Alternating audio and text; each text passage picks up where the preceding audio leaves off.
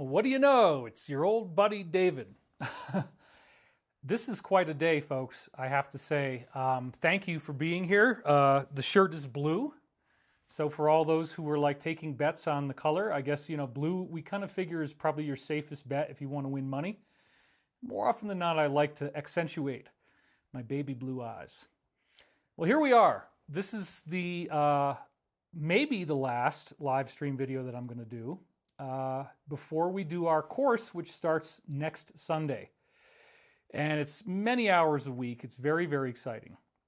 But other than that, the main reason why I want to keep going right now is a series of prophecies that have come in that are incredibly amazing. Let's go over here now. So I want to be clear that if you know me from my work recently in the last few years, you may not be aware that between 1996 and 2000, I generated an enormous amount of intuitive material. Now, I continued to do readings for clients until 2005, but what do I mean by intuitive material? Let's just get clear on that. Ever since I was a kid, I was very interested in psychic ability, ESP, and when I was 7 years old, I began reading How to Make ESP Work For You by Harold Sherman, where he gives exercises on how to be psychic and how to get it to work. And I started practicing this in second grade with my best friend Eric, and sure enough, I was able to wake him up in the middle of the night, and I added a little extra thing on there to wake up in the middle of the night and think of gold. Well, then the next day, after practicing Sherman's techniques, of course, for telepathic mind transfer, I ended up going into the cafeteria and said, "So Eric, how'd you sleep last night?" And he got all scared. And he said, "Well, I woke up like there was somebody in the room staring at me and I was very frightened." And I said, "Well, knowing that it was gold was what he was supposed to be looking at next when he wakes up." I said, "Well, what was the first thing you thought of?" He said, "Well, I want to know what time it was." I'm like, "Oh no," he looked at the clock. "Well, how do you tell time?" He said, "Well, I looked at my watch." I said, "What color is your watch?" He said, "Gold." So this was amazing because I told him to wake up in the middle of the night and think of gold, and that's exactly what happened. After this breakthrough, we began doing psychic experiments. We even did a classroom demonstration of ESP with my own form of Zener cards, where every one of them was unique from the others. And as the years went by, going on into high school, I began reading a lot about shamanism. I began reading about indigenous people and their traditions. And then when I got into college, I actually studied all the major religious texts, studied the Bhagavad Gita, studied other Vedas from the Hindu scriptures. I studied a lot of Buddhist texts, the Dhammapada, Buddha's Book of Righteousness, read the Bible. I went through everything I could get my hands on. And also very important to note is that beginning in 1992, I started to write my dreams down, and by early 1993, I started to try to do it every day, and then there was a bit of a lapse, 93, 94, but by 94 is when I really started to write my dreams down every single morning. And as I describe in my new book, Awakening the dreams became very prophetic. And again, I want to make it clear that the beings, if I want to call it that, whoever is out there speaking to us on a benevolent, positive level, I call them the beings just for convenience. I've tried to dispense with any religious terminology for this to make it non-denominational. This dream contact ended up leading to a telepathic verbal contact after I had already been working on my dreams off and on, and then mostly on, for 4 years. So 1996, November 1996, is when I had already, by this point, extensively studied remote viewing. This is the 99% accurate protocol for gathering information remotely that the military is already using. And when remote viewing started to come into the fray, what we have is a standardized, scientifically tested and verified, I mean scientific in the sense that it was done by the government, but still that constitutes science, government science. classified government science, which was later declassified, developed these protocols that make you a very good psychic if you practice them, to such an extent that people end up being 99% accurate. Now, I was really into UFOs. I'd had UFO dreams all my life. Art Bell was the big thing, and they're always talking about remote viewing, so it only made sense for me to mess around with these things myself. Well, what I ended up doing was getting a call from a man named Joe Mason, who was on Richard Hoagland's forum, and Hoagland was the biggest name on the Art Bell show at the time. He had the biggest draw. And I was very interested in his work on the face on Mars, hyperdimensional physics. He was the best for that time. He was definitely my favorite. So once I went on to Hoagland's forum and I started to post a lot of articles about synchronicity, I was having very strange synchronicities going on. I'd see a clock. I might not look at the clock for 2 hours, and right as I look at it, it says 3:33, or it says 11:11, or it says 12:12. If this is happening to you, you may notice that it starts to happen more and more often, as if it's becoming more insistent. And even before I got into the telepathic stuff in 1996, from 92 to 96, and even before I started to write my dreams down, synchronicity was already happening to me. I had a very, very major 333 experience when I walked home one night and was looking, one afternoon actually, and was looking at the microwave oven's clock. And I had this incredible, almost like an out-of-body experience, like I felt as if I was floating over my own body. And it was very profound. And as I looked at the clock, it said 3:33. And I'm like, what in the world is going on here? You know, what's up with this 3:33? And so many times people are getting these types of things, but they really don't understand exactly how this all really plays out. So even before I started to do the telepathic contact with my own readings, where I was speaking on behalf of some aspect of myself and apparently other beings that's higher in the cosmos than I am, you know, higher than any of us are. Well, this began, you know, with trying to figure out what am I going to do with these dreams and all this stuff about UFOs, and I wanted to have contact with extraterrestrials. I mean, that was one of my things. It's like, okay, well, you know what? If Roswell is real, if stuff crashed here, let's go over here now.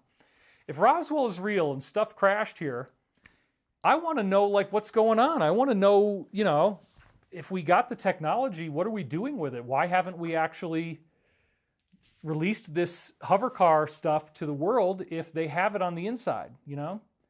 And so it was a very frustrating thing for me because remember that the deep state's strategy on UFOs was to instill so much ostracism that you don't want to be a UFO believer because your friends might kick you out of the social circle that you're in. They really, really did not want you to feel good about being a UFO enthusiast. They wanted you to feel like you were lower than human scum. And it's interesting because I will sometimes start up a conversation with baby boomers, you know, in the demographic of like 65 plus years of age. And these are just random people. And when I start to try to talk to some of them about UFOs, they go, oh, I'm not interested in that at all. That doesn't interest me. And I'm like, wait a minute. Of course you're interested in UFOs. How could you not be interested in the idea that we're not alone in the universe? And then how could you not be interested in the idea that obviously whoever is visiting us is more advanced than we are? And you know what I like to do? I like to meet people who know more than I do and pick their brain. Why not meet extraterrestrials, pick their brain? Their technology could be 2,000, 5,000, 20,000 years ahead of ours. And if we can start talking to them, then we can make a quantum leap in technology very, very quickly. And when you start to delve into the books the way I do, I read 300 books on UFOs and the paranormal when I was in college. And pretty quickly when you start reading these books, you discover that there's actually an avalanche of data. There's almost too much data. Where do you begin? How many times have people seen massive UFO sightings? I mean, I started to get tired of this after a while. I started to get tired of reading sighting reports because there's just so many of them. And you even have some really strange stuff in the 1950s where big cigar-shaped motherships were showing up and lots of little scout ships start to pop out. Like in France, there was a whole bunch of these kind of things. So you have these UFO flaps where a whole bunch of people see things and then books get written about them. Well, another thing that many books talked about was Majestic 12, that there was a group that started after the Roswell crash, and it was called Majesty 12 or Majestic 12. And the idea was that this was a top secret group within the U.S. who had been chartered to try to understand what was going on with the extraterrestrial presence. In this upcoming course with Ben, one of the things he brings out is a quote from Flying Saucers Top Secret by Edward Ruppelt. Or I think Ruppelt might be the guy that was interviewed in the book and not the author. Yeah, the author's James Kehoe, I believe. So anyway, Ruppelt was the guy who was responsible for Blue Book. He was responsible for the whole cover-up. So one of the things that we do in the new course, the disclosure, is we actually talk about the fact that, and we read the quote, that the guy who was hired to do the UFO cover-up came clean. Edward Ruppelt, he came clean. He lied, and he admitted it. So you'll be blown away when you see that part. And again, what I'm trying to say is, we also have a quote in there from 1948, which was I believe it was the Chief of Staff of the Air Force, if memory serves, or Chief Officer something or other. But anyway, a Chief Intelligence Officer is what I think it was. And he came forward in 1948 and said that flying saucers are interplanetary. So there was an official government announcement that these are real before the Ruppelt Blue Book thing covered it up. And even the guy who's notorious for swamp gas came forward later on and admitted that all of that stuff he was told to say was a cover-up. Well, we've gotten the real disclosure now. We've gotten the information that we need, and that's one of the things that I don't think everybody realizes yet. We may never get more from the military than what we've already seen. I mean, it's possible. I think there's going to be a point where they will have to acknowledge, sorry about my runny nose, you never know what's going to happen when you're live, right? You got to pick your nose. It's live. Sorry that my nose is running. You know, it's really unpleasant. It's like liquid running down the side of my nose. There, I got it. Okay. All right, we'll edit that part out. So I'm trying to just get right to the point here. No hyperbole, no fat in this discussion by saying, look, it's always been covered up. And when you actually do the due diligence and you read all this stuff, it's very, very easy to see that. It's very easy if you read 300 books on UFOs from the library in the 1990s like I did. Look, I got tired of it. There was certain data that was so good and so relevant that many authors used it in their books. And so after a while, I started to get really frustrated. And it's like, well, is there any book that I can read that's going to tell me something I didn't already know? I'd been through tons of stuff on India and the fact that the Vedic scriptures describe them using flying craft called vimanas, that the vimanas appeared to have no sound except for maybe a pleasant humming noise. They could fly through mountains, they levitated, and they had some kind of particle beam weapons. The Vedas also describe them being at war with reptilians that they call Rakshasas or snakes. And these are entities that have names, but obviously have a reptiloid appearance of some kind. So imagine what it's like to be spending every moment of every day reading about this stuff when you're trying to, pass college. And that's what I was doing. I managed to get good grades, but the majority of all my time was spent on research. I literally would have as many as 5 books that I was reading simultaneously. I wouldn't even usually use bookmarks. I'd just leave them open face down, which I know is a bad idea, but that's what I was doing. And I just binged on this information. So by the time I got out of college, I continued researching more after college, but it was starting to get frustrating because just to find a book that had information that they hadn't already seen was amazing. Well, then Graham Hancock in 1996, somewhere in the summer, comes out with Fingerprints of the Gods. At least that's when I saw it at the bookstore. And I was amazed because many, many references that I would consider to be the best pieces of data from these 300 plus books I'd read, many of them were in Graham Hancock's book. And he made a compelling argument that we had Atlantis all wrong, and Atlantis is Antarctica. And he brought in things like a book by Rand and Rose Flemath called When the Sky Fell, which by itself is an amazing book, and I bought that book, showing every culture all over the world has these wonderful, well, not really wonderful, they're terrifying, myths of a flood, like some catastrophic thing. And I mean, the Native Americans have it all over the place.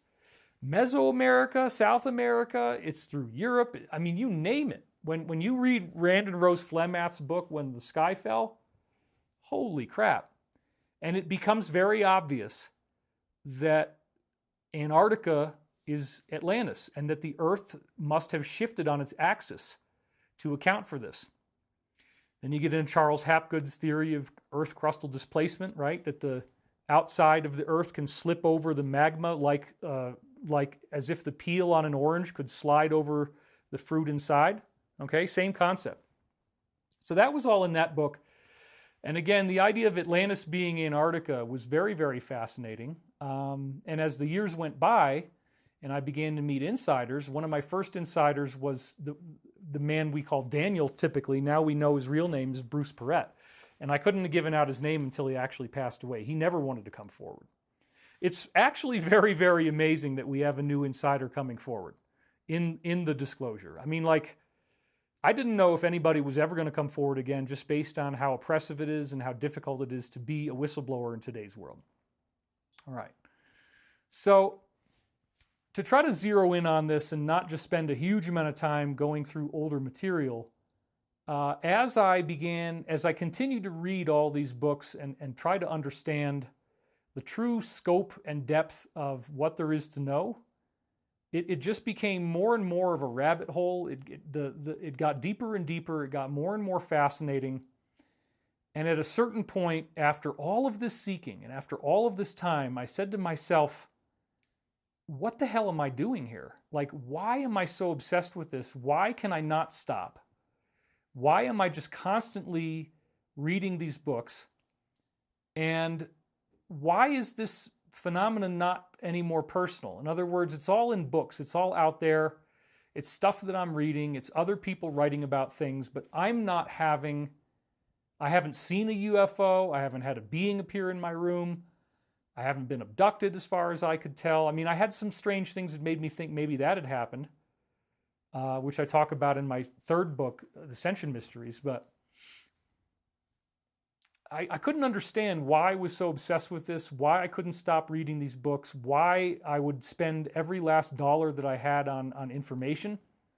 You know, I didn't go out to eat, I didn't have friends, I didn't go on vacations. If I had money, I bought UFO research, and that's it. That's all I did. Well, this was a long-term process of kind of figuring out, why am I asking this question about contacting the UFO phenomenon? And why am I having all these dreams where I'm interacting with extraterrestrials? So this goes on through 93, 94, and 95. And it was really at the tail end of 1995 that I went to my friend's house, my best friend from high school named Jude, and we tried to do automatic writing. And the question actually was, am I an extraterrestrial soul? Now, why did I ask that question? After I'd been doing all this research for all these years, I read this book that I found in the bookstore by Dr. Scott Mandelker. So the fact that he had a PhD already made me feel confident that he wasn't a total crackpot. But the heading on the book was From Elsewhere, the Subculture of Those Who Claim to Be of Non-Earthly Origins. And I literally laughed out loud when I read this title because there's no extraterrestrials on Earth. This is ridiculous. And his premise was that there's people who look normal, they look like everybody else, but they are essentially normal, but their soul is not. Their soul is more advanced than the average human being's soul by a significant amount. And to cut to the chase, I opened up to Appendix 2 in the back of the book, because I always look at the end and I look to see how many pages of references they have. If there's more than 5 pages, it means they did a lot of research. If there's no references, you know it's just a lot of opinion, and I don't usually buy those books. So I flipped to the back, I found Appendix 2, and there's this list of 12 questions says if you can answer these things about yourself, then you might be an extraterrestrial soul. Well, I didn't even know what an extraterrestrial soul really was, but then I read these questions, and it's the most psychologically invasive portfolio of my own inner psychological issues that even my parents couldn't have put it together because I wasn't talking to most people about this, including my parents. I mean, they might have been able to guess some of them, but probably not all of them. The severe alienation, the sense that you're very naive, you're easily betrayed, you're easily manipulated, you think everybody's going to be good, you're horrified when you realize that people can be negative. And now when I look back on my notes from this time in my life, I realize that I really had no boundaries at all. I was not really interested in anything except people-pleasing, which is one of these artifacts of codependency. Codependency is an addiction to relationships with others. And usually it's one relationship. It's usually a romantic relationship, but you could be codependent on your parents, you could be codependent on your boss, on your best friend or another friend, doesn't matter. Now, codependent is a word that is usually levied along the same lines as alcoholic, and I would actually say that's true. I think that, in fact, for me, whatever issues I may have had with substance abuse in my past, because I did abuse alcohol to some degree in my past, I did do some binge drinking in college and whatnot. For me, the disease, if you want to call it that, the disorder of codependency was way more debilitating than anything that happened from substances. And what would happen is that people would get into my life and they would want to control me almost immediately. They would get into my life and very quickly they would start saying things that were intended to diminish my self-confidence, to make me feel bad about myself, to make me feel uncertain, and then to look to them for approval and guidance. They want to create a fixation. They want to create a dependency where you're saying, I just don't have what I need in myself. I need this other person to complete me. I need this other person to make me feel whole. One of the greatest disservices that was done to me by cabal-oriented mainstream media and mainstream entertainment media was the sheer volume of pop songs and rock songs and all other songs on the radio and themes in movies as well. And you got to remember, a song is a very small number of words, okay? There's not a lot of data in a song. And really, it's not so much about the words, it's about the chords, it's about the melody, it's about the way that it sounds. The words can accentuate that, but you could have great lyrics in a terrible song. Nobody's ever going to listen to it. What really makes a song work, to me, is the way that it sounds. And the lyrics will only help to catapult that process. So, as far as how I have been through my own awakening on this, I realized that these songs programmed my mind in a maladaptive way that probably was intentional. So just like they programmed us to think that UFOs are fake and that anybody who believes them is worthy of ridicule, and I mean, we're talking about decades and decades of television shows that I grew up in this era, so I watched them, in which anybody who was a UFO believer was literally like a knuckle-dragging, drooling Neanderthal. I mean, that's the way they would portray you. You know, you're not a good person. You're not trustworthy. You're a kook. You're ignorant. You probably, didn't get enough education, and therefore you're believing in these stupid things.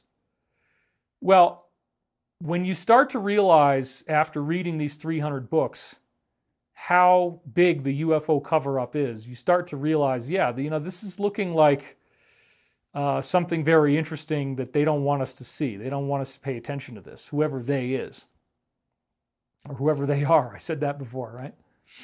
So the songs tell you that if you fall in love, that's it. And it was interesting because I worked on a play for this one repertory company in Woodstock, and the play was about the woman who wrote the song Going to the Chapel of Love. I had a job working at a pizzeria in my local college town, and they always played the 1950s oldies. So and I was there for 8 hours a day. So I heard the same songs over and over and over again.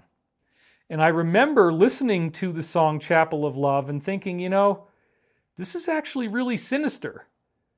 We're going to the chapel and we're going to get married and we'll never be lonely anymore.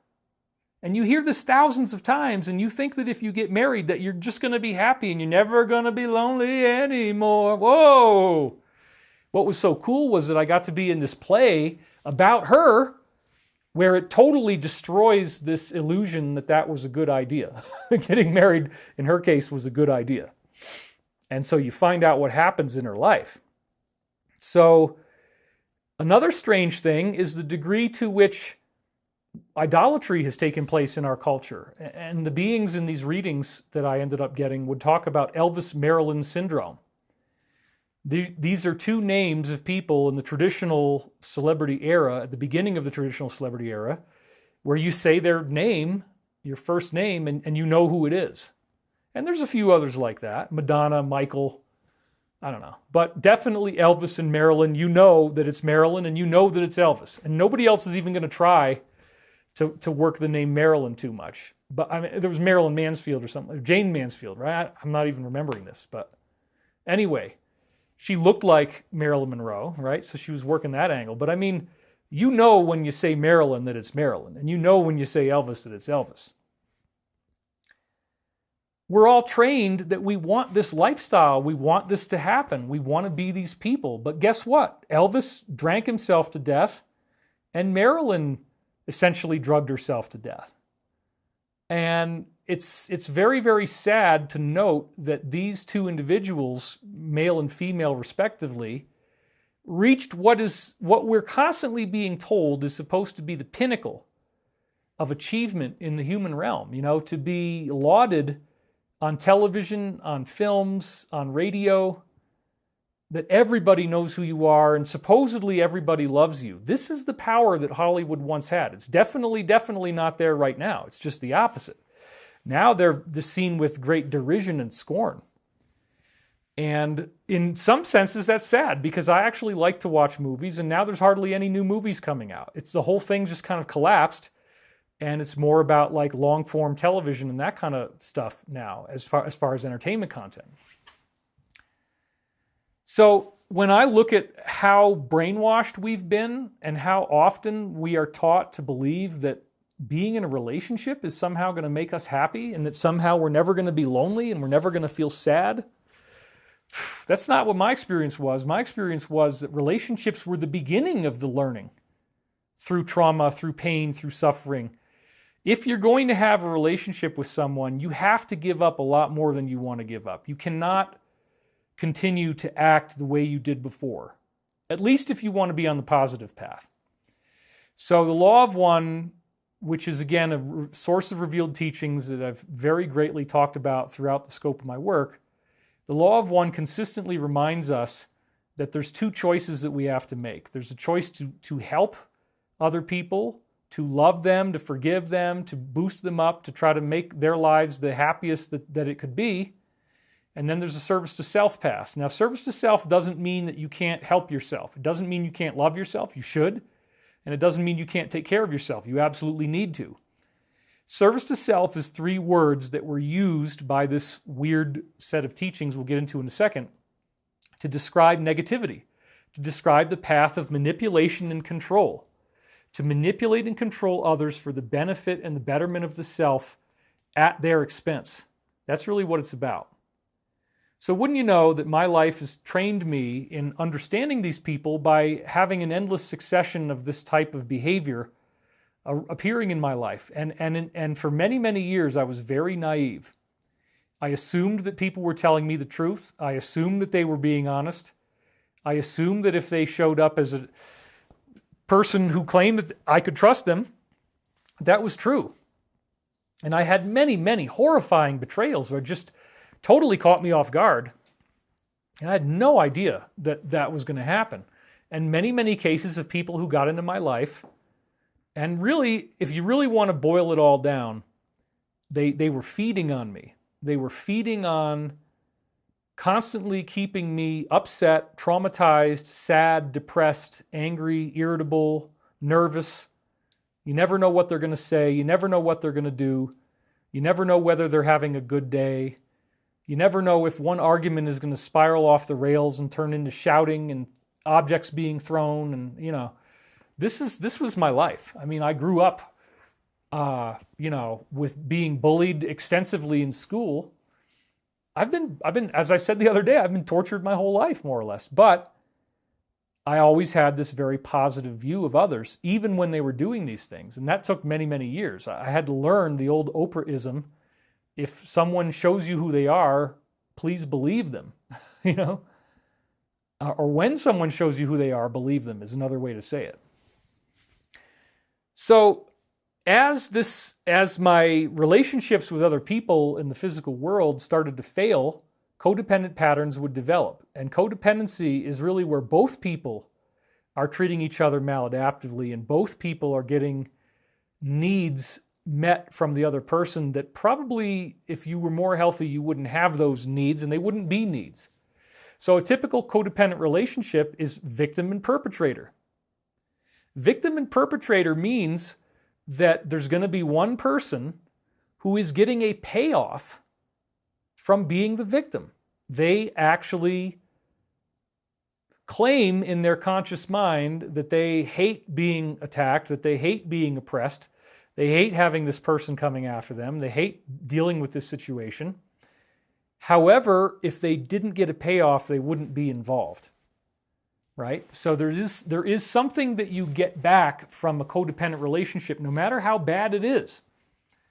And this gets into the subject I talked about in my third book, repetition compulsion. I forget the name of the guy who discovered this. He's a psychologist.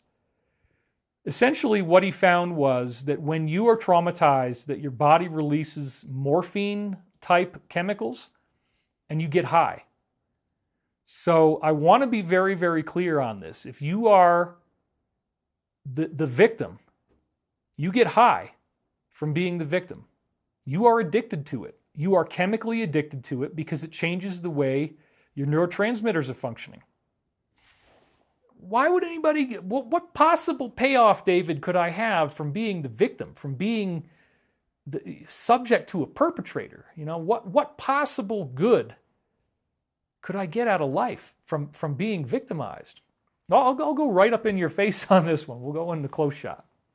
What I'm saying is that when you are the victim, there is a payoff because scientific research has now determined that when you are traumatized the same way as you were before, your body understands this trauma. Your body says, oh, we know this. We don't want anything to do with this. Let's give you a bunch of morphine so that you can deal with this very traumatic thing. So if your trauma growing up was that you were always getting, you know, harassed and yelled at, then guess what? You're going to get harassed and yelled at, and when you do, you're going to get high. When somebody's actually yelling at you, you have a morphine response. Your body is releasing this to protect you. So don't think for a minute that you don't get a payoff off of being a victim, and please don't think, well, David's talking about somebody else. He's not talking about me. Yeah, I am. I'm not talking about somebody else. I'm talking about you. Because everybody does this. And now let me get you a big one here. What if the entirety of life on Earth has been a perpetrator-victim relationship? What if the whole entire basis of our existence on Earth is a codependent entanglement with the elite? That's exactly what's going on. It's a maladaptive relationship where we have a perpetrator, i.e. the deep state, where we have a victim, i.e. everyone else on Earth. And we wouldn't be doing this if we didn't like it. We wouldn't let these people keep going if we didn't get a payoff from it, if we weren't getting high from it, right? They give us entertainment. They give us movies. They give us this music that tells us that when we get married, that all of a sudden everything's better. It's not true. It's when you begin to do work on yourself when you get into a relationship. It's when you realize that you're going to lose the love that you wanted so desperately if you don't make these changes, and that your partner is saying, I need you to change these things or I'm gone. And then making those changes becomes a very difficult psychological growing up process for you.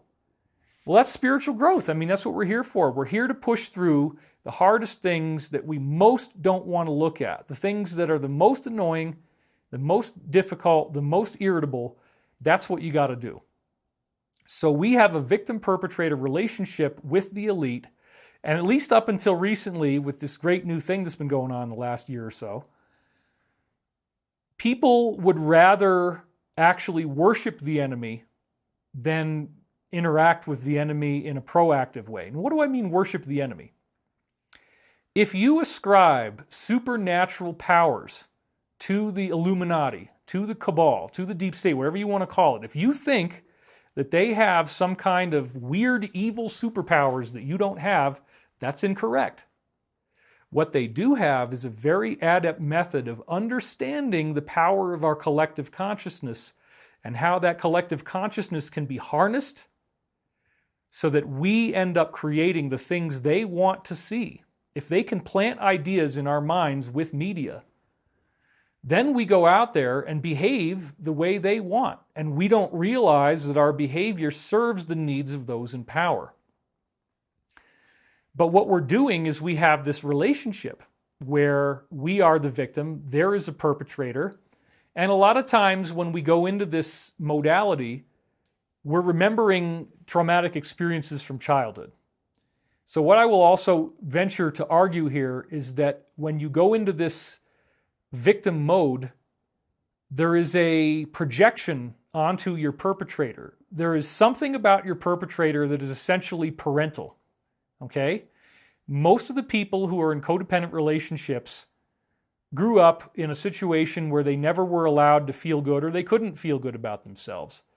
And they're constantly seeking the approval of mommy or daddy or both, depending on who was there or whoever the caregivers were. We'll just use mom and dad to keep it easy.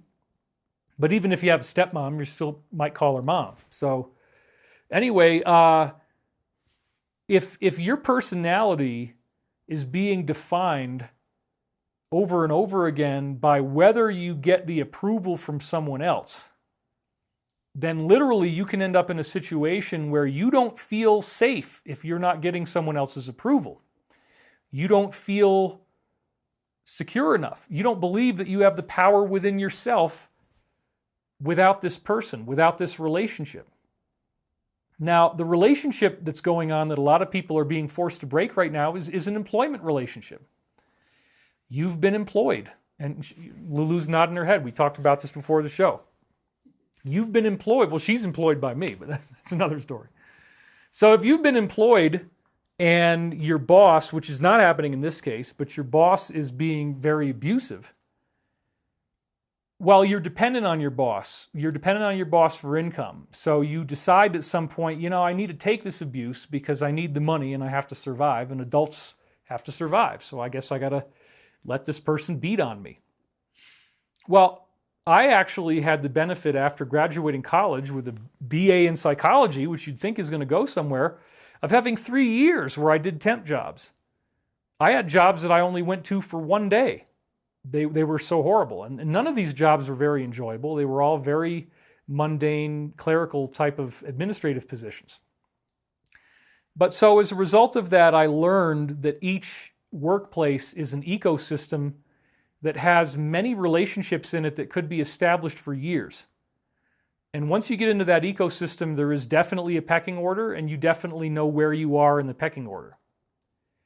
I had people, there was one job that I went to where they had an IQ test, and I scored too high on the IQ test. This has happened before. And they don't even have a way of grading it if you get all the questions right. Well, I actually finished all the questions and they were all correct. The other people in the office got really scared because they're thinking this little dork is going to become our boss.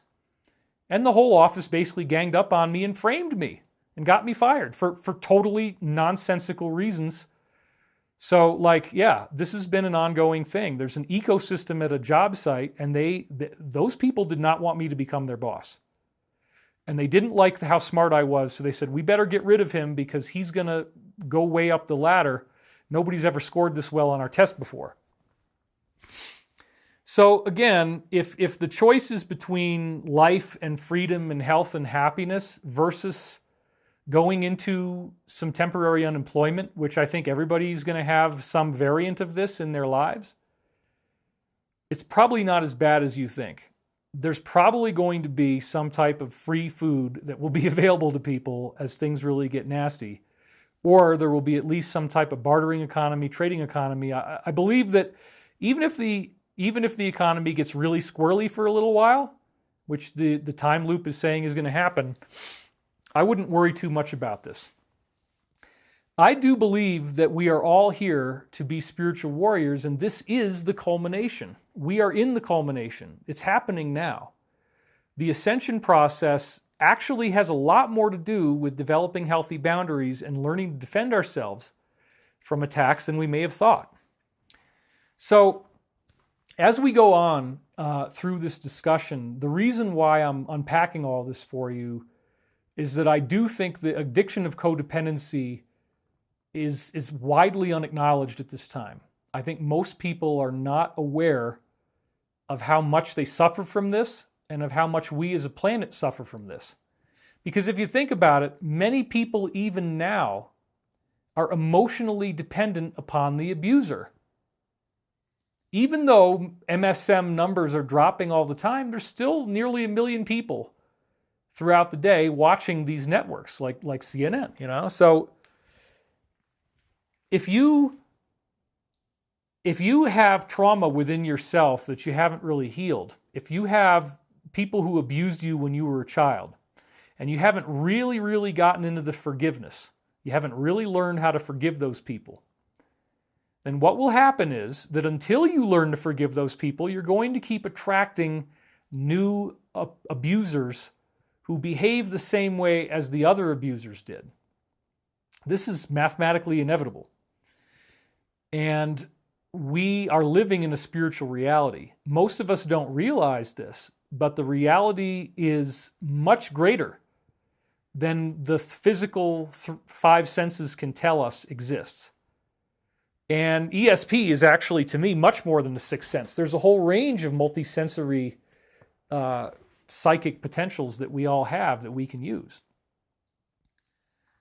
So the synchronicity is one of the things that can break through that wall of conditioning. But I will tell you, it's a very, very difficult thing to stop making other people into God. We make other people into God. We think, and we're programmed by these songs and movies, that if we find the person who we're going to be in a relationship with, that our lives are going to be amazingly happy and that everything's going to be wonderful. That is most decidedly not true. As a counselor who always talked to people about the quality of their relationship, I don't think I ever had somebody who was in a relationship where they could honestly say that everything was cool and they had no problems. You're going to have differences of opinion. You're going to have things that you need to work out. And you may have a totally rigged situation. So when we're looking at things that are totally rigged, and we see this happening on a global scale, these higher beings that I've been in contact with and that appear in the Law of One, what do they always tell us? They say that the collective story is only a hologram of the story of each of us. That we as human beings here on Earth, we have an individual story about where the normal average human being is today.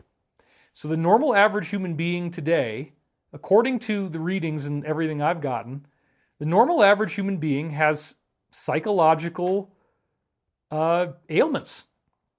They are mentally ill. The average person is mentally ill. The average person, you can even talk to a psychologist, right? Any person you can find is going to have at least one mental illness that you can pull out of the DSM, which is the Diagnostic Statistical Manual that they use for psychology assessments. We all have mental health problems. We all have narrow-minded views. We all have jealousy. We all have narcissism. We all have rage. We all have inappropriate depression. We all have lack of self-confidence. We all have an inability to varying degrees to believe that we have the power and the strength to rely upon ourselves. We can rely upon ourselves. We can trust ourselves. We can make the right decisions. We can make good decisions that benefit us. We have enough knowledge to know that when we make a decision, we're making the best decision with all the information in front of us.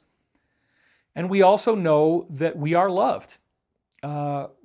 So after doing all this research for many years into ufology, first of all, it became very clear to me that there was a cover-up. My sophomore year of college, I took a class on government conspiracy. Actually, my freshman and sophomore year, I had sociology classes where they told us that Ford Motor Company and Boeing, that they were actually supplying the war material to Hitler.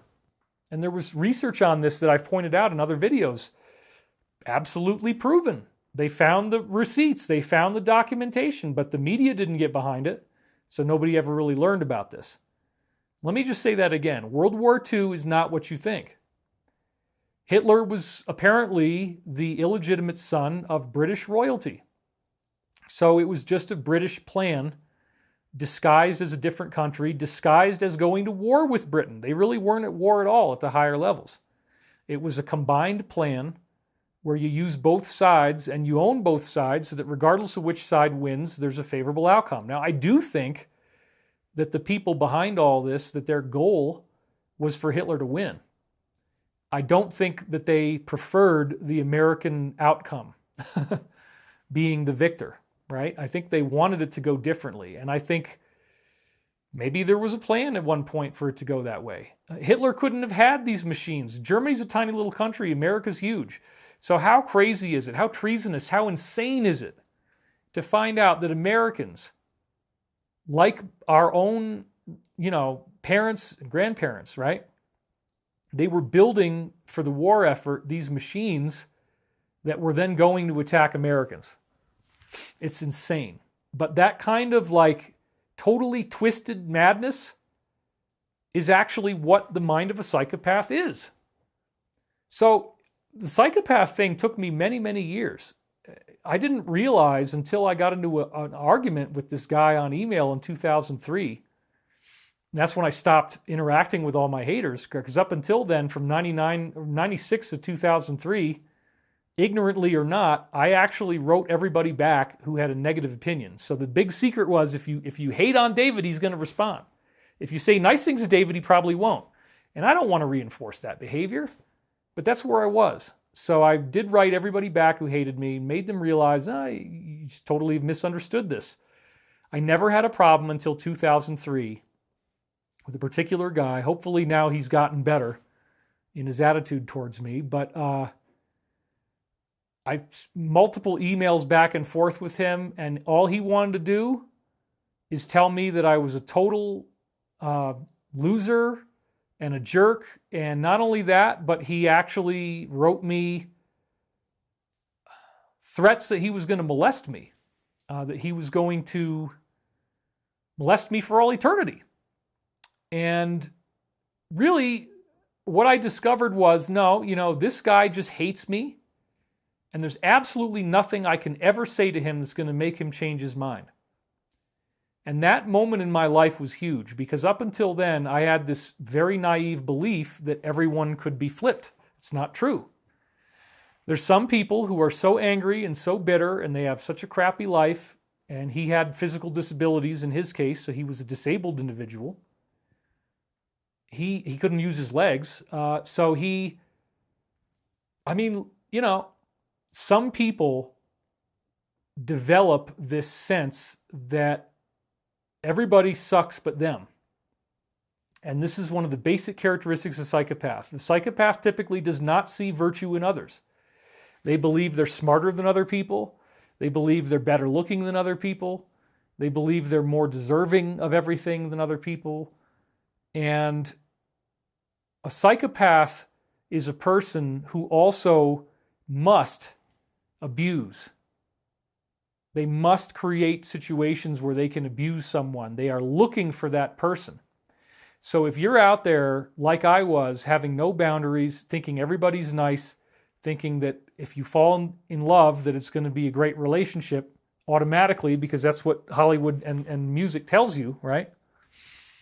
Then you find out, wow, you could actually get romantically involved with someone where truly all they want to do is make you suffer. And you're never going to make it better. You're never going to get them to love you. And if you think that this is the love that you need for the rest of your life, nothing could be further from the truth. So when you're in that kind of a dilemma, now again, when I always say to people things that could awaken you that you're in a dysfunctional relationship, I always say, if you're starting to think that you're in something now that you shouldn't be in, wait 2 weeks and observe. If you think that's the decision you're going to make, hold that decision for 2 weeks before you do anything. Now, please, don't think for a minute that I'm saying that any of this relates to my marriage with Beth. We're getting along just fine. It has nothing to do with it. I'm talking about past experiences I had before. So please don't project that, just for the sake of, because people want to make up stories. So I actually found the right relationship. It took many, many, many years. We didn't get together until we were in our late 40s.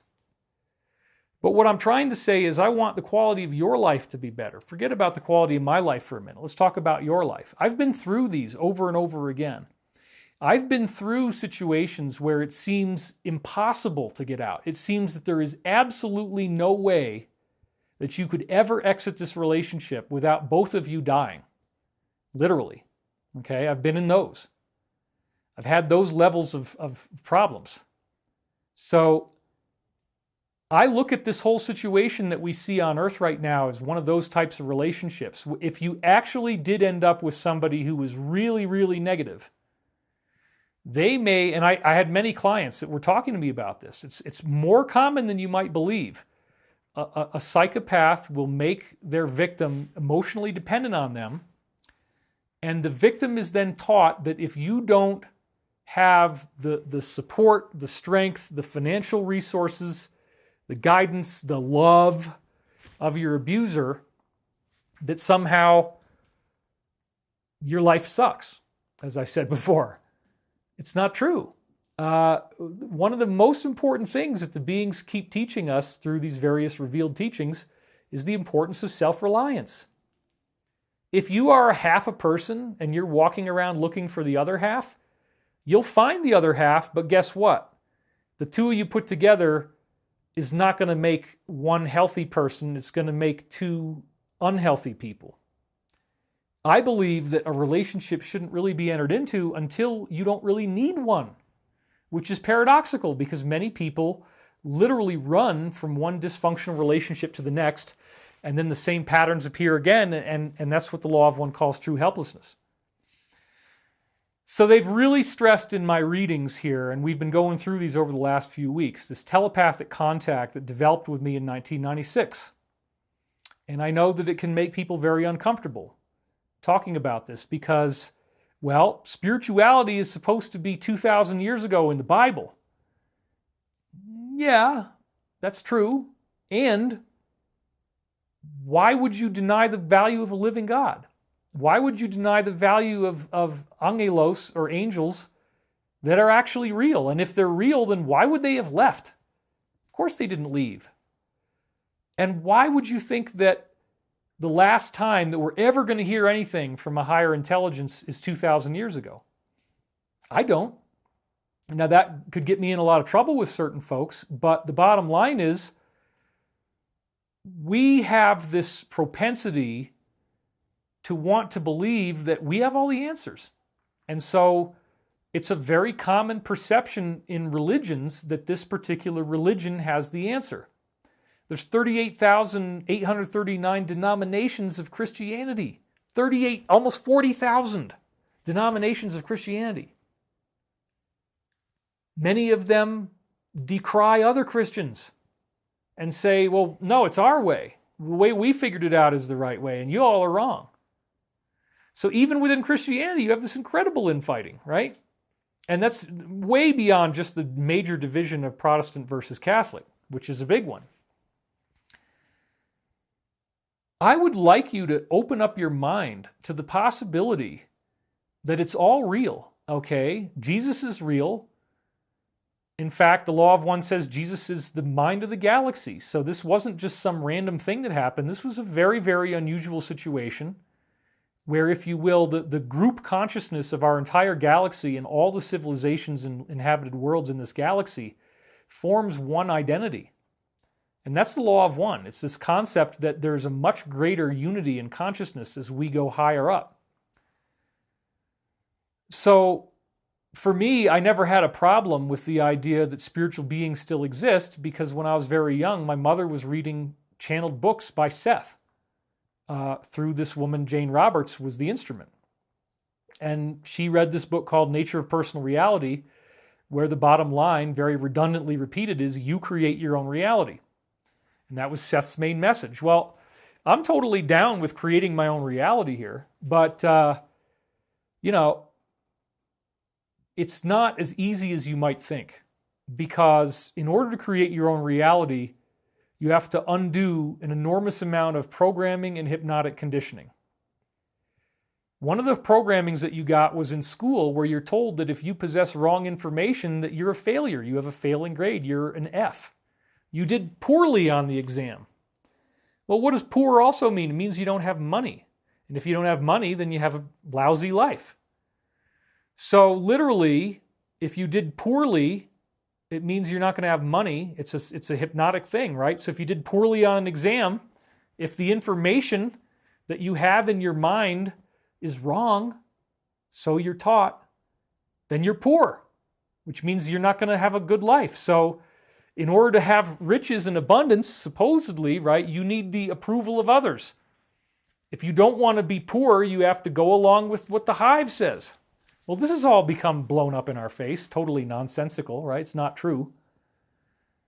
But yeah, a lot of people feel that if you have information in your mind that you believe, and it's incorrect, that this is shameful.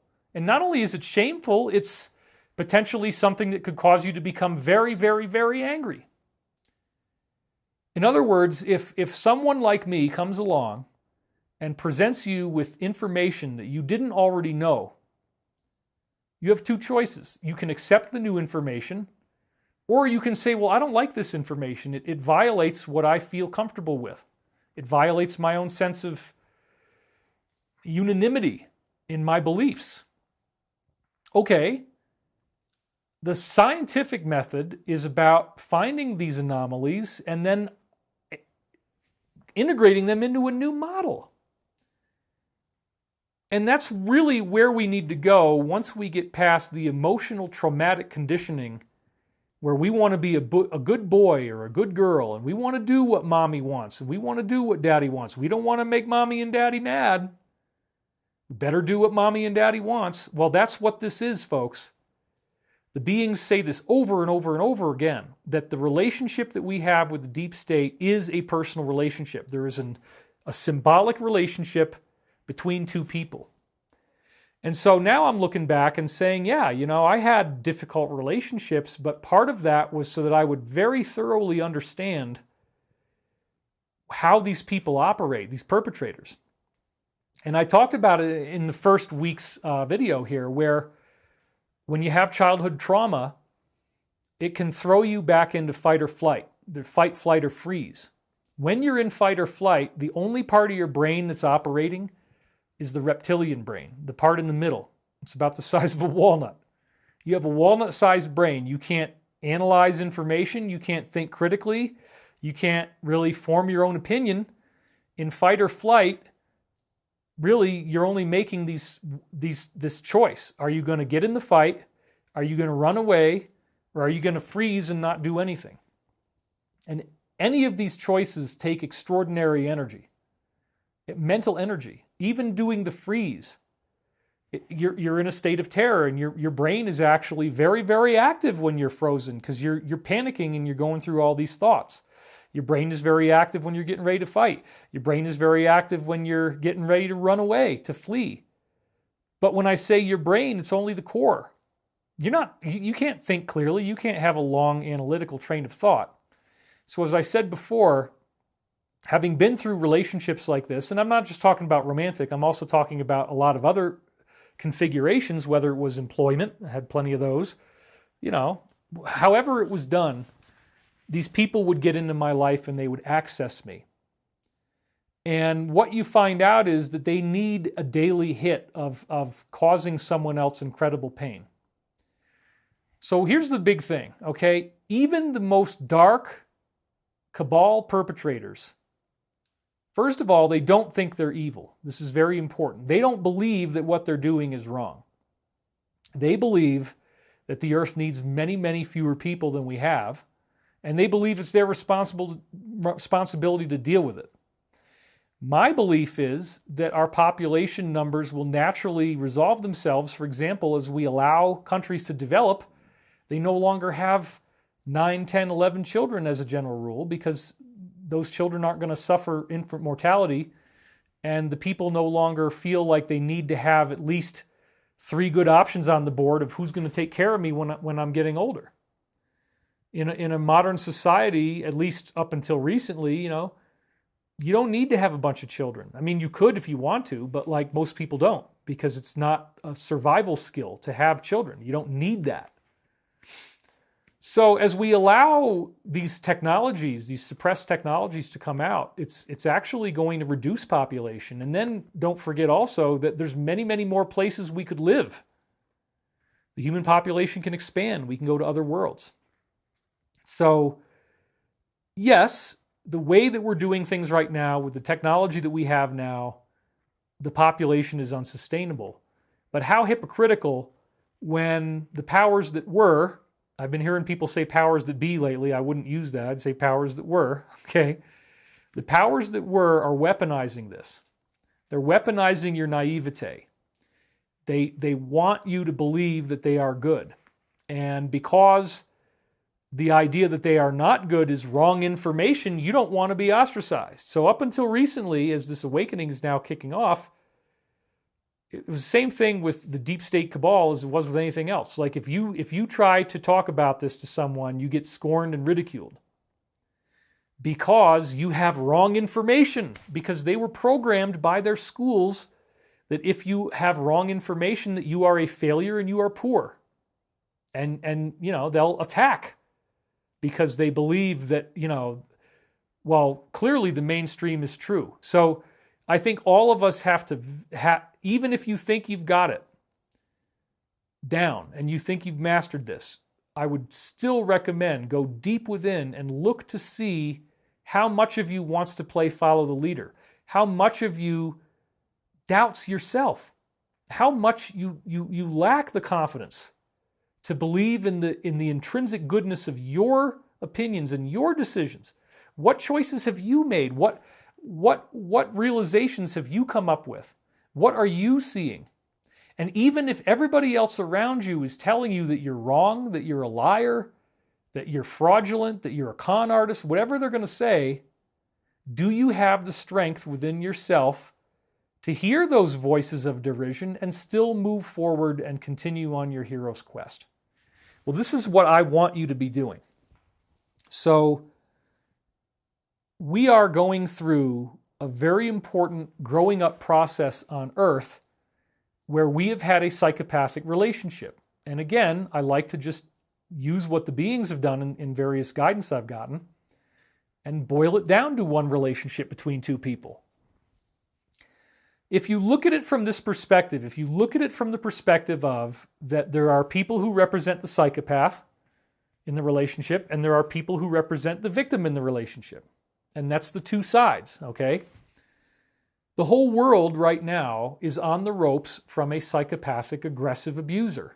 The whole world right now is learning about the narcissistic sociopath. The whole world is having to deal with someone who doesn't even mind creating contradictions, and if you point out the contradictions, they just bowl you over with aggression. You can find things that are wrong. You can point out that they're lying. You can point out they committed crime. I don't care. They say, I don't care. Whatever.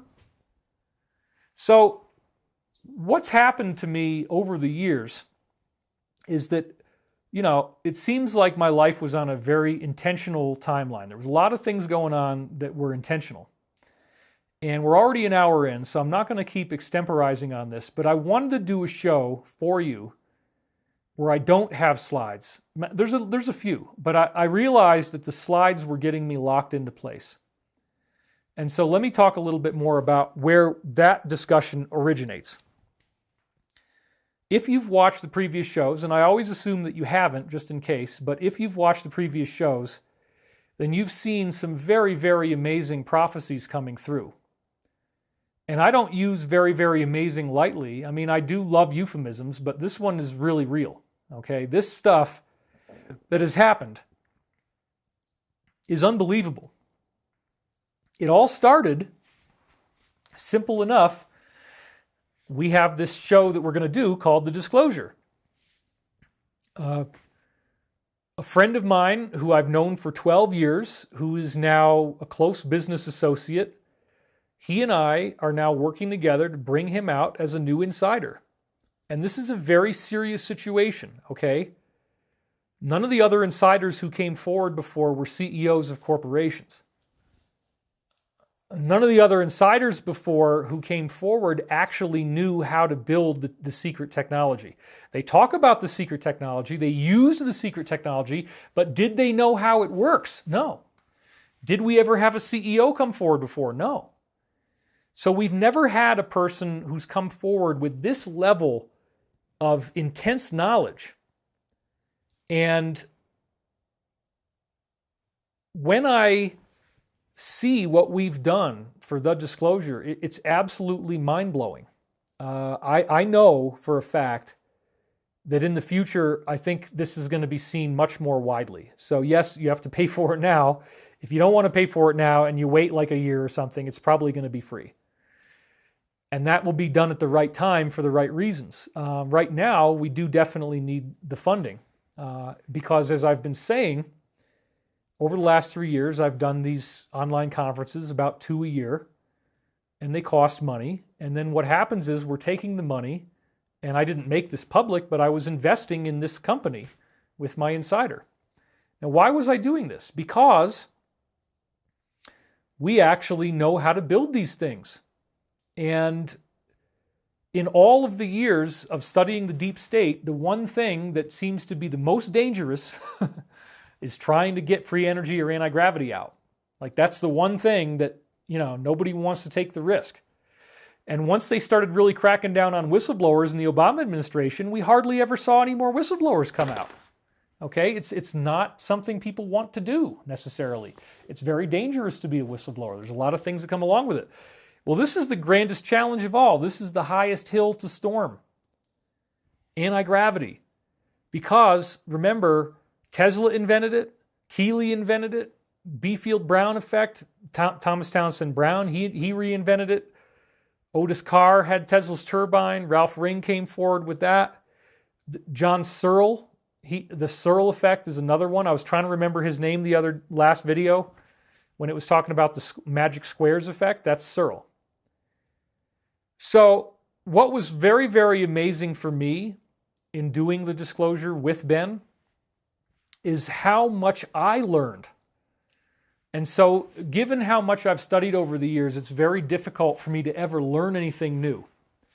I didn't really know per se if there was a relationship between anti-gravity and free energy. Now what I think we've done, and bear in mind, okay, this is a fun scientific frontier. Just because we can build anti-gravity doesn't mean that we exactly know how it works. There's probably I'm sure they have theoretical physics models on the inside, but I'm not really sure that they've got the model that really explains this stuff. So when I say that we're going to teach you how to do anti-gravity, we'll show you how to do it, but we don't necessarily know why these things work. We just know that they work. But one of the things that's really, really come clear to me is that this is my belief, okay, because we're building a scientific model now that I'll go to the tight shot here. All of the models of anti-gravity and free energy, I believe, will ultimately have a common solution. After talking to him throughout this 5-week amazing in-depth thing, I don't know how many hours it's all going to add up to, probably more than 20. We have more than 20 in the recording device that we shot. So it's going to be amazing, and it's going to be like a whole year worth of content. I mean, you got to remember, right? If I was doing a half an hour show a week for the year, there's 52 weeks in a year. Divide 52 by 2, that's 26. So if I did a weekly show every week for the whole year, that's 26 hours. This course is going to be beyond that. So this is the equivalent of doing like a whole year. Now I know a lot of you have said, I don't want to do it, I don't want to do it, I don't want to do it. And that's okay. However, I will point out that we do have fundraising goals that we haven't reached yet. We're under where we wanted to be with the orders. So we do need you, and I do mean you, to step up and participate and be a part of this. This is not fake. So let's talk a little bit about what is going on. I believe that there is a unified explanation for anti-gravity that regardless of how you do it, you're ultimately creating the same thing. And the thing that you're creating is a spherical portal between what we could think of as two neighboring realities. It appears, it's possible, and I don't know if this is true yet, but it's possible based on some Russian scientists like from Terletsky, that gravitation in one realm turns into electromagnetic energy in the other, and that they interpenetrate vice versa one another. It's probably true. I would tend to believe that gravity and electromagnetism are mirroring each other in these parallel realities, because I've talked before about the Law of One, again, being my source text. In 1996, I started reading this stuff after reading 300 plus books. And here's a source that explains everything I was reading. All this data that I was thinking I had just found out for myself is in this book. And the book goes way, way, way, way, way farther than where I had taken it. I got dropped into this whole new world of philosophy and spirituality where a source is claiming that it is a whole planet worth of people, that they originated on the planet Venus, and some of the latest briefings I've had, apparently they're still there. Okay, some of the people who you talk to in the secret government, in fact, the whole Peterson contingent, says that the Valiant Thor story was real. There's a book that Elizabeth has already read called Stranger at the Pentagon by Dr. Frank Stranges, and that's the accurate story of Valiant Thor. Now, Valiant Thor, according to some of the briefings I've gotten, looked like a human, and there's a couple pictures of him out there, apparently. He came here in a craft, and he tried to offer our government a positive deal. We had to denuclearize. We had to stop creating war. In exchange for that, we'd get all this great stuff. Apparently, the people on the inside have now figured out that the Valiant Thor people are not natively human. They're natively like some kind of energy being, but they can project themselves to appear human. So that's apparently what Valiant Thor was. But apparently, right now, there's a whole huge number of these energy beings living inside the planet Venus. And if they want to, they can look like a human being and talk to us. That sounds really silly, but yet when you talk to people on the inside, they all say this. You know, Valiant Thor was real. And Pete Peterson talked about it, and I was reminded of this recently. So we have so much more to learn. We're so ignorant. We don't know anything. We don't know anything. I mean, I'm blinking my eyes, which is the liar's blink, and I just caught myself doing that because we do know things, okay? It's not that we don't know anything. So I don't want to say something that's not true. But that's a typical euphemism that really means we don't know anywhere near as much as there is to know. There's so much more knowledge available than what we have. There's so much more knowledge available than what we're using. Imagine how frustrated I was looking at all this technology flying around in our skies, beautiful eyewitness reports where you got landing traces on the ground, you got eyewitnesses on the ground, you got radar tracings, you got pilot sightings, and we're still saying none of this is real? Oh, but once the New York Times said that it was real, then it's okay to believe it. Yeah, because I don't want to get in trouble. I don't want to have wrong information in my mind. I don't want to be a failure. I don't want to do poorly. It's not worth it. It's not worth it to appease the abuser. And if you appease the abuser, guess what happens? They just keep on being abusive. They don't get better. If you get involved with a genuine psychopath, which I have in the past, it's never going to get better. All they are ever going to do is make you feel bad about yourself, shame you, humiliate you, denigrate you, chop you down, tell you that you're nonsense, tell you that your ideas are nonsense, tell you you're not smart enough, you don't look good enough, you're too fat, you're too ugly, you're too old. That's what they do. And the more that they can get you dependent on them, so that when they abuse you, that they know you won't leave. This is very important. They want to groom you so that you will continue to believe in their authority.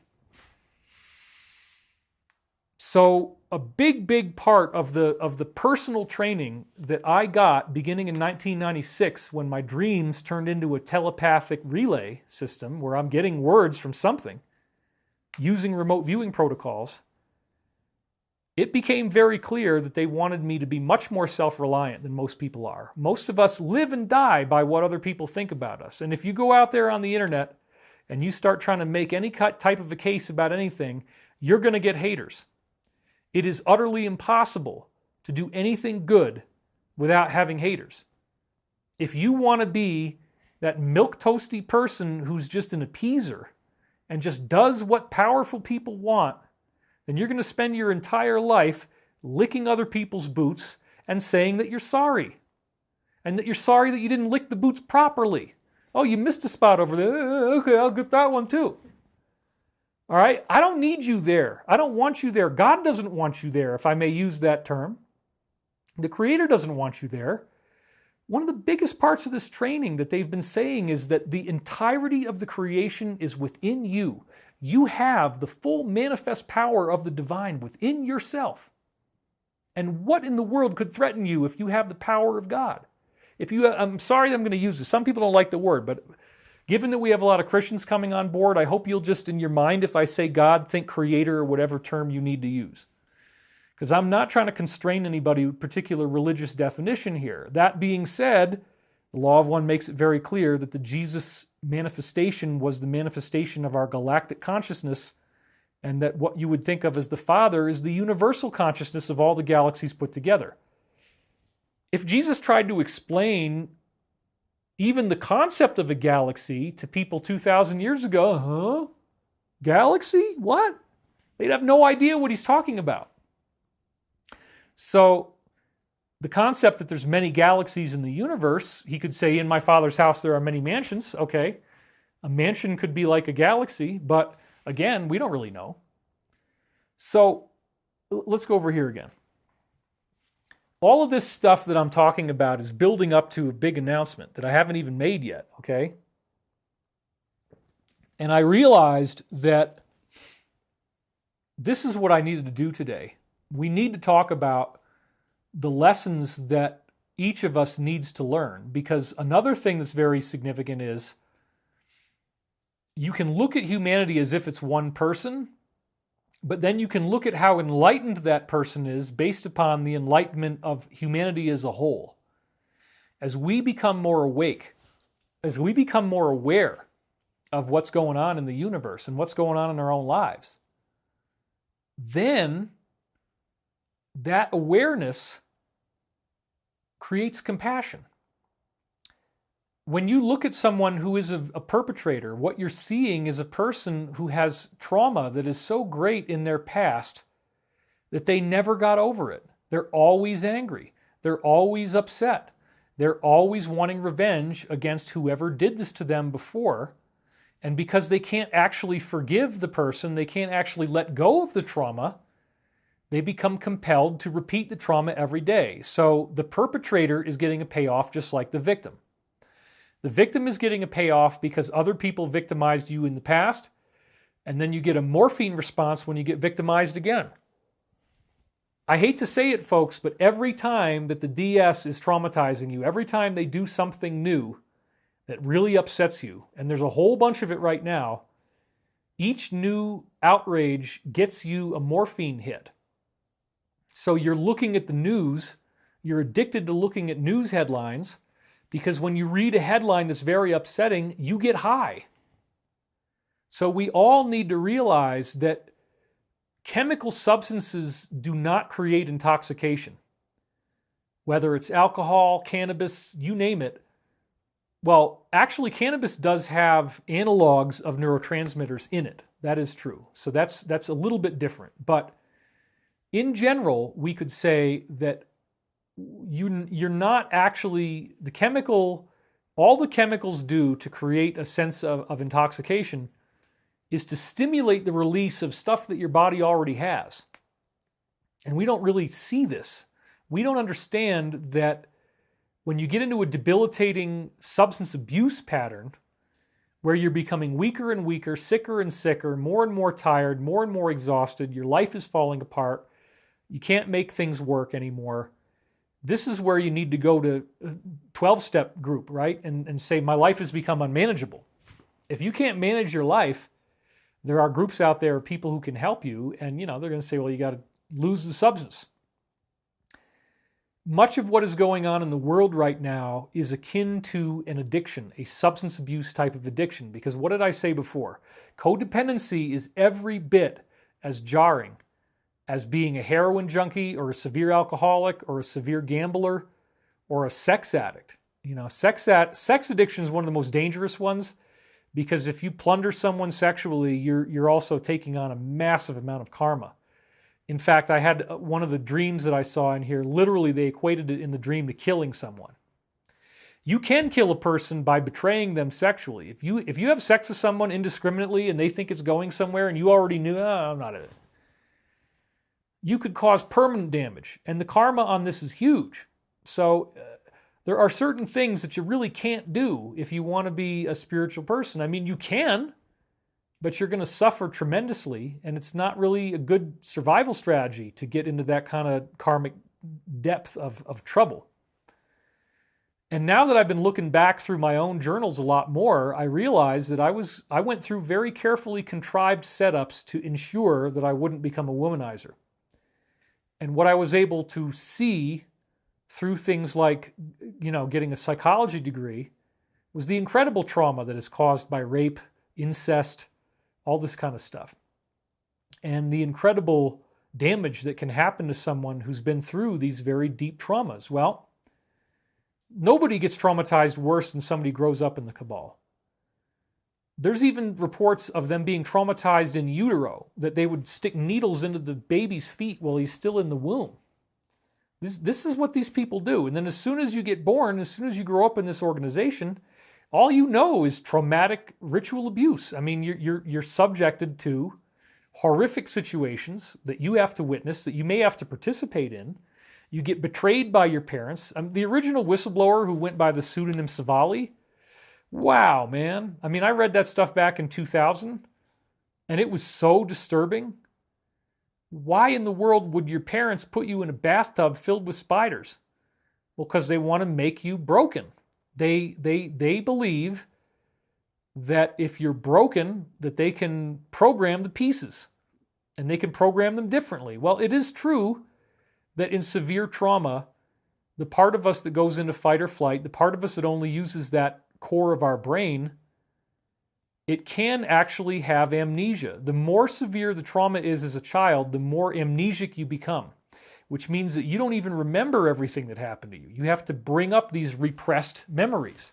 And you might go, some people literally don't remember that they were raped until they're 30 years of old age or older. That whole entire time before then, they repressed the memory. And especially in the case of it being a parent, because these things do happen, your mind can't allow you to deal with the fact that your parent violated you, because you still have to interact with them every day. So this gets stuffed away. You don't think about it. You don't even remember that it happened because, well, daddy wouldn't do that. Mommy wouldn't do that. It's probably more often daddy than mommy, but it could be both. It could be either one. It's happened to everybody. I mean, every possible crazy thing that you've ever thought of has happened. That's what you learn when you study psychology. Like the most depraved, whacked out, horrible stuff, yeah, it happens all the time, actually. People getting locked up in chains in somebody else's house, that shit happens. It does. Some kid got freed and the chain and metal had grown into their skin, right? It's horrible, the stuff that we've seen. There's really, really sick people out there, and they don't want you to feel good. They don't want you to feel better. They are right at home when you're angry and sad. They love it. And even though everything in your being is saying, how am I going to get this person to not be mean to me anymore? That's the wrong question. The right question is, when am I going to get wise enough to get the hell away from this person? You know, there's a story about a guru beating somebody over the head with a stick. And every day the guru shows up and bangs him on the head with a stick. And the person just believes, oh, the guru must be, he must know that I need this, right? So I'll just accept the punishment again. Well, he's the guru. He's the spiritual authority, right? Finally, the person just gets so tired of being beat up that he grabs the stick. And the guru says, finally! That's what I was waiting for. You had to get smart enough to realize that I don't need to beat you with this anymore. Okay, the universe does work like that. I've been through an incredible amount of torture, an incredible amount of sadness. I used to brag as a kid. I'm not saying that it's a good thing now, but as a kid, I used to brag. I've cried less than 10 times for emotional reasons. Now it's hundreds and hundreds of times. In fact, one of the things they said in this new time loop I found is that, we all need to really take stock of all the lies that we tell ourselves and all the games that we play and all the ways in which we could do better and we know that we could do better, but we just don't. One thing you have to say about both Elizabeth and me is that we are insane workaholics. We've worked our entire lives to do what we're doing. I mean, how do you get 5 black belts in martial arts? That takes an incredible amount of time, incredible amount of patience. And with me, like 14 hours a day, 7 days a week for 20 plus years of nonstop research. I mean, that's what I did. I was obsessed. I couldn't stop working. I couldn't stop researching. So what has happened, folks, is a very, very exciting thing. And I didn't want to spend 5 hours talking. I'm not going to, not even 4. I want to try to get done actually pretty quickly this week. Because this is the culmination. So just in case, again, you haven't seen this before, I began doing these psychic readings in 1996 where I was using the principles of remote viewing and I was listening for words, which Joe Mason gave me this technique called the dream voice to do that with. And I followed the remote viewing protocols, which means you don't analyze it, you don't understand it, you don't have any emotional reactions to it, you just let yourself speak. And if you get really, really deep into meditation and you let yourself speak, some amazing stuff will happen. And a lot of this is about learning to trust yourself that it's okay to speak. It's okay to speak and have no idea what's going to come out of your mouth. That was a very difficult thing for me because we are conditioned by our society that, well, you can't talk without knowing what you're going to say. Yeah, you can. You can't go on stage and give a lecture in front of an audience without having your notes. No, if you have a piece of paper in front of you and you're trying to lecture with a piece of paper, you suck. The only good way to do a public talk is to not use notes. If you use notes, you're going to suck. I've gotten good at it where I can use slides, and so there's certain things that I know I want to hit. I build it into my slides, but the whole rest of it is improv. I mean, I have a general idea of where I'm going, but it's all improvisational. So as I've been doing these readings over so many years, I've tried to find out, like, okay, why did this happen? What was the greater purpose of this? And there was a lot of really beautiful, eloquent spiritual guidance that came through. And then, as I've said, over the years, I was having these amazing time loops where I would get guided to go back and look at a particular time, let's say 1998, May 1998, for example. And I'm guided to go back and look at that. And then in the transcript, it's describing who I'm interacting with now, their facial features, their appearance, where I live, the geographical area that I live in, what the property looks like, what are the main things that are going on in my life, what are the main things that are going on in the world. And these are staggeringly amazing things that have happened. So I always knew that I had prophecies that had come in the 1990s about the idea that the deep state was going to be defeated, that there was going to be something equivalent to a coup over the military-industrial complex, including its stranglehold over the story of UFOs. Well, I didn't realize at the time that I was being benevolently manipulated into becoming a player in this game, where eventually we would have a company where we're going to try to break this tech embargo and we're going to get you a hover car. We're going to get you free energy. So getting back to that thought again really briefly, what I've now seemed to pick up on again, they know how to build anti-gravity. The patents have already been released by the military, and in the disclosure, we teach you how the patents work. You see pictures from the patents, and we talk about, this how do you create cold plasma, and why does a ship need to have a double hull, that there's an inner hull and then there's a hollow cavity in another hull? You'll learn about how cold plasma is formed inside this hollow cavity and that actually causes anti-gravity, which means apparently there are already aircraft that would look like a normal plane, except that when they turn on this cold plasma, that they levitate off of the deck. It's a vertical takeoff and a vertical landing. Then you fly like a plane, but by creating this cold plasma, you can actually create levitation. Well, Ben started to answer questions for me that, we never had this type of deep geek out on anti-gravity before. We were always saying, well, we'll talk about it later. But in the meantime, we're busy trying to get this stuff actually built. And again, as far as I know, and I could be wrong, Ben doesn't seem to have one solid, singular, unified field theory that explains why this works. And it's a very strange thing to try to explain because, again, gravity appears to be flowing in from another reality. And it might be that it's electromagnetic over there and it's gravitational here and vice versa. But this other reality is all around us. This is one of the craziest things. You are surrounded by a reality that you cannot enter until and unless you have sufficient massive spiritual capabilities that you could willingly go into that realm, or if you physically die, then your soul goes into that realm. So this is the equivalent of the afterlife, but it's all around us. Apparently there could be people in this parallel reality all around us and you never even see them. And this is apparently happening to us all the time. It's a very interesting meditation to think about the idea that you might be surrounded by benevolent beings and not realize it. So what started to occur to me is, as he was explaining to me this technology, I started to have huge eurekas, and you'll see those in the show, as I realized that, wow, and this is where we go into week 6, where I do a summary follow-up about biological levitation and saints. There's a whole bunch of Catholic saints that levitated. There's many stories of it in the Buddhist tradition. Sufism has levitation happening. It's not as uncommon as you might think. And there are reports about how this works and how to create levitation. So week 6, we're going to focus on that. And we're going to focus on the whole concept of ascension. Because what I discovered was, hey, wait a minute. The ultimate bottom line appears to be creating some kind of spherical, I hope I can say this in a way that's not going to confuse you, because it's very difficult to explain. Creating some kind of spherical envelope or spherical opening between our reality and the other reality,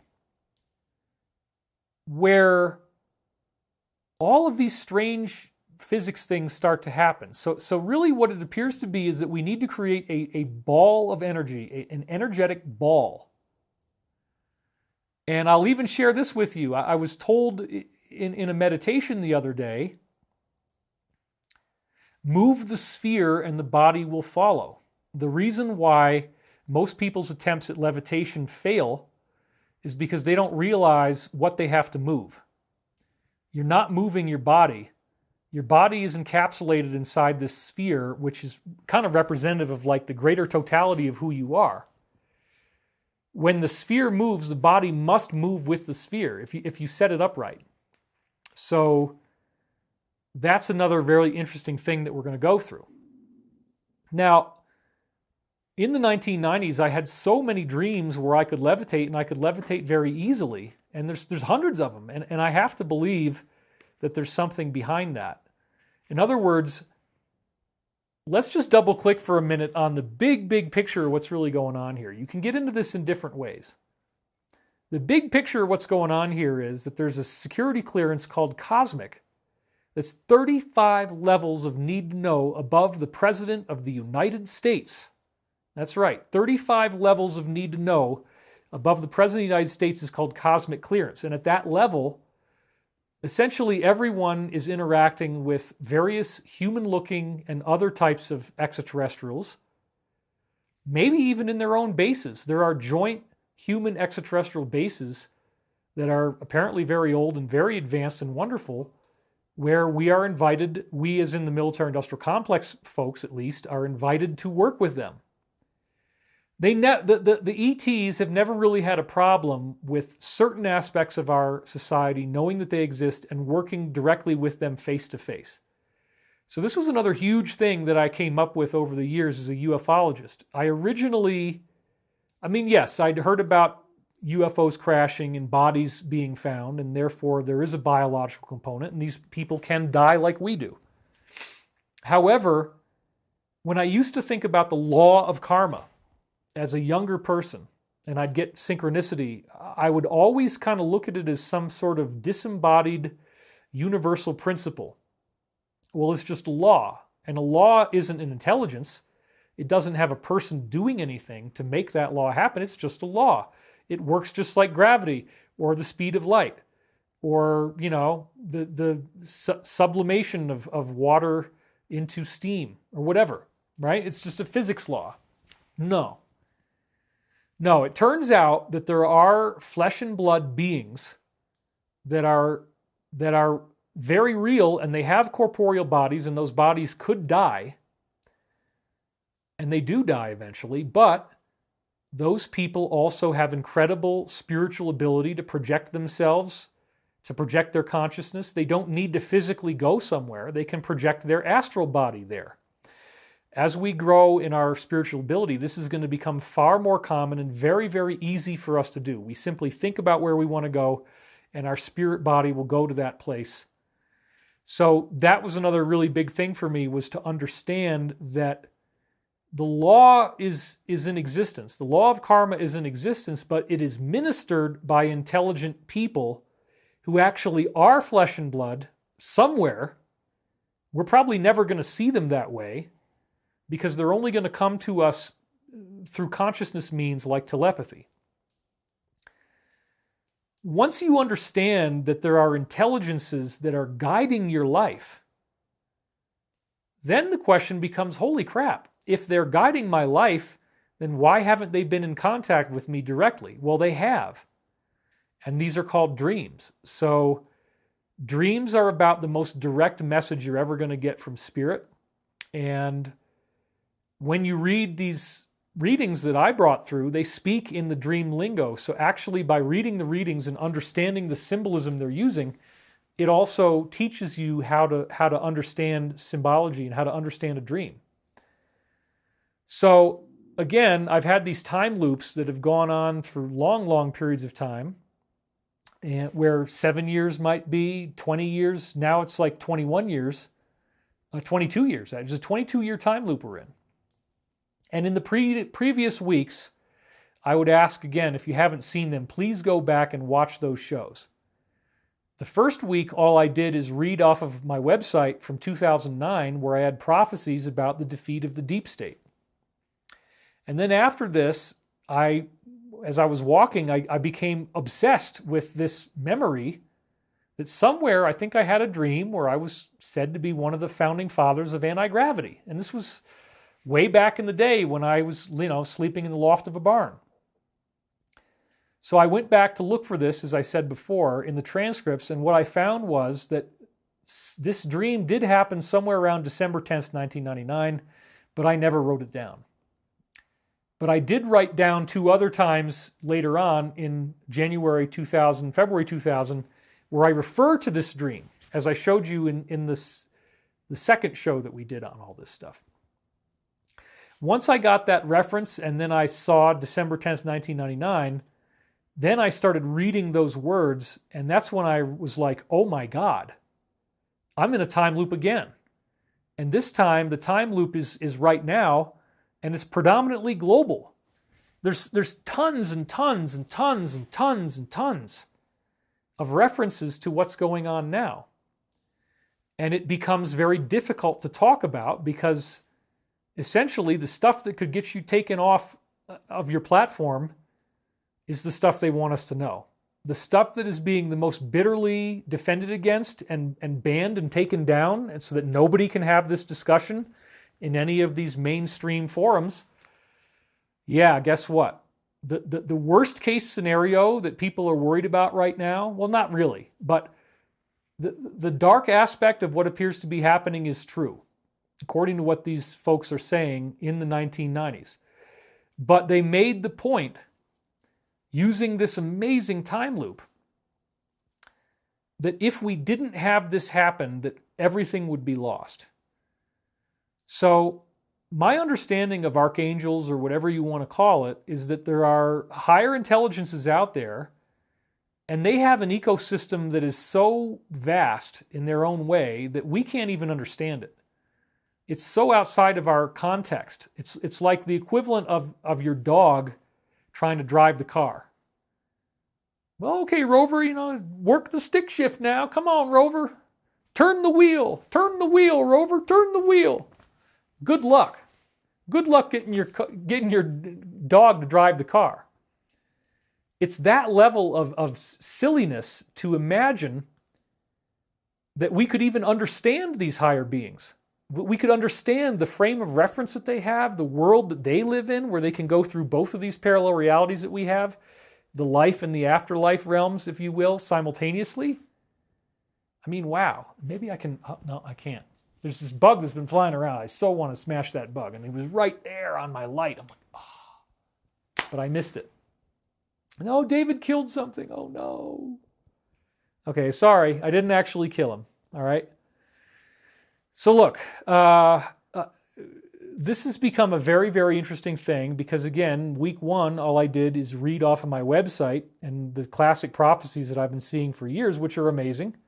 We have prophecies of the 2000 election crisis. We have obvious prophecies of what happened in 2001 with the buildings.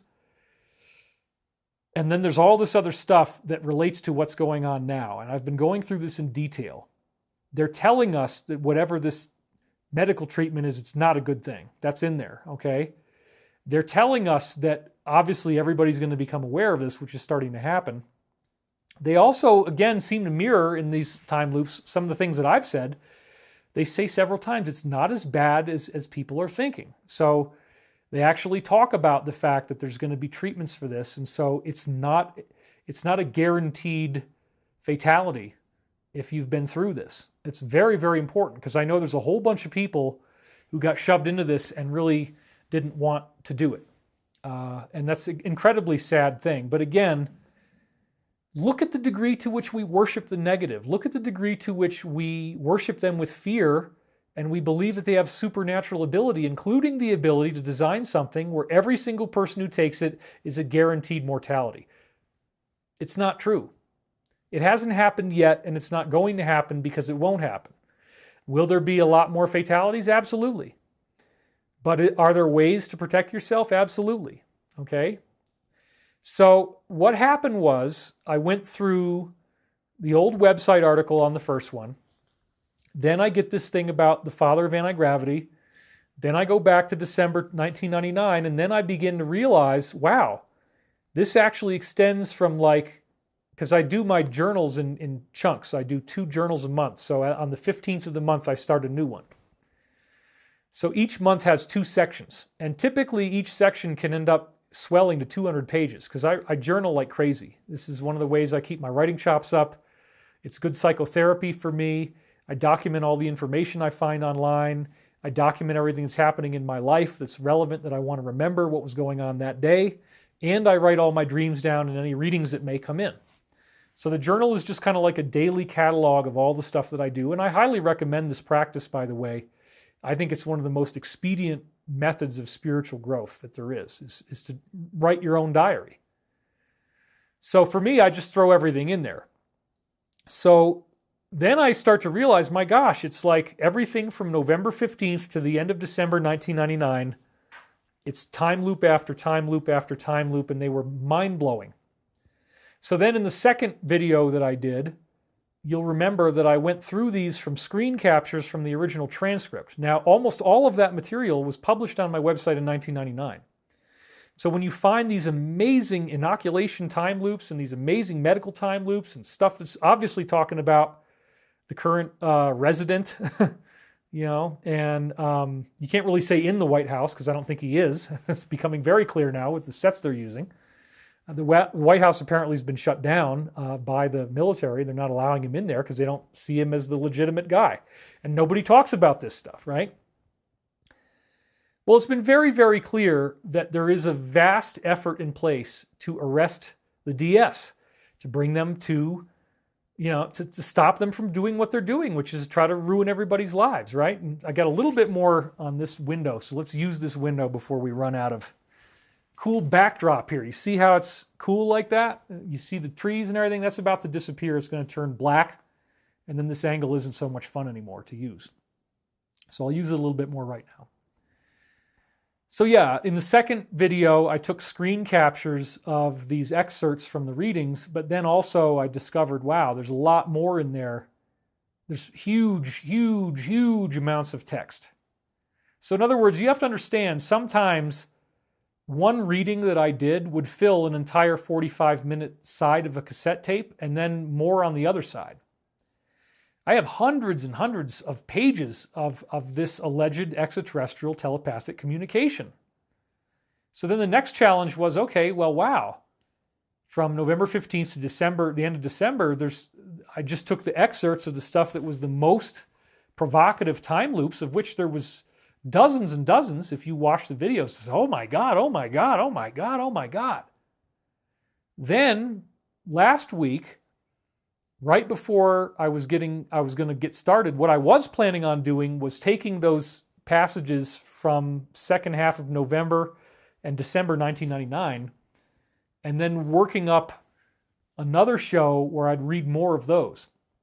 But then I went back to the beginning of October in the transcripts from 1999, and it's like, oh my God, October has a time loop in it. And so all I did last week is read the excerpts, the best excerpts from my journal from October 1st through October 15th, 1999. So I got the whole half-month cycle in for that document that I always would make. Each half month is a different document. There was so much stuff that was so amazing between October 1st and 15th, 1999, that took 4.5 hours to get through. And I still didn't use all of it. After I did that show last week, my intent was, well, okay, now I need to see everything between October 15th and November 15th. Well, it turns out that during that time, there was tumultuous stuff going on in my life, tumultuous relationship stuff going on, and as a result, the reception kind of petered out. There's hardly anything interesting and useful between October 15th and November 15th, and then we're right back into the stuff that I already gave you. So when did this actually happen? Okay, I think it started as early as maybe Monday or Tuesday of last week.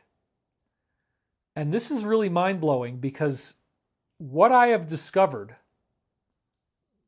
is that I can now definitely trace the time loop of all this stuff that's in my present, where the beings are referring to things in my present right now, and they're referring to all these things in the world with astonishing specificity. And again, all of this stuff was published at one time in 1999. I mean, it's all layered in with my dreams and my personal reflections. It's not user-friendly.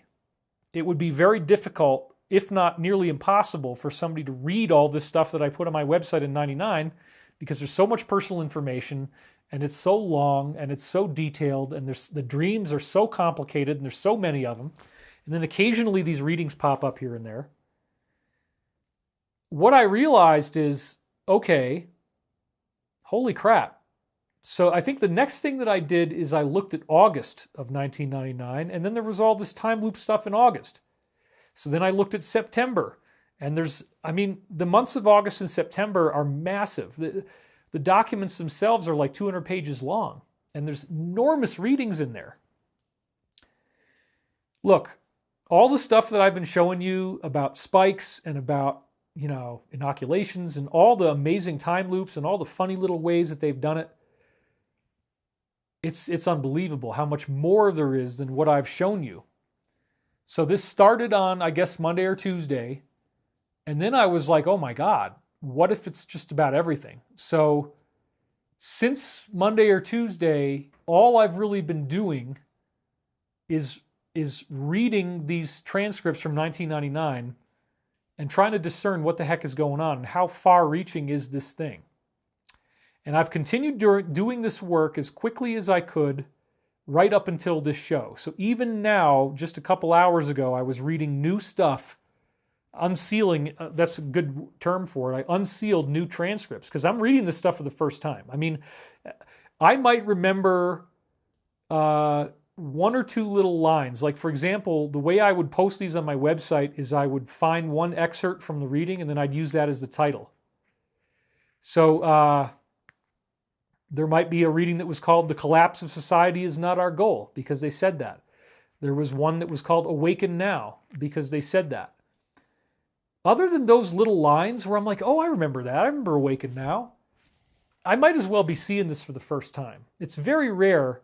That's not true. In other cases, if I've worked over certain parts of the readings a bunch of times and I've put it into books or conference talks or whatever, yeah, I've seen that millions of times and I know every word. But there's an enormous amount of stuff in 1999 that was very frustrating because there was all this symbolic languaging and like, that doesn't make sense. And what are they really saying here? What's the metaphor? I don't get the symbolism.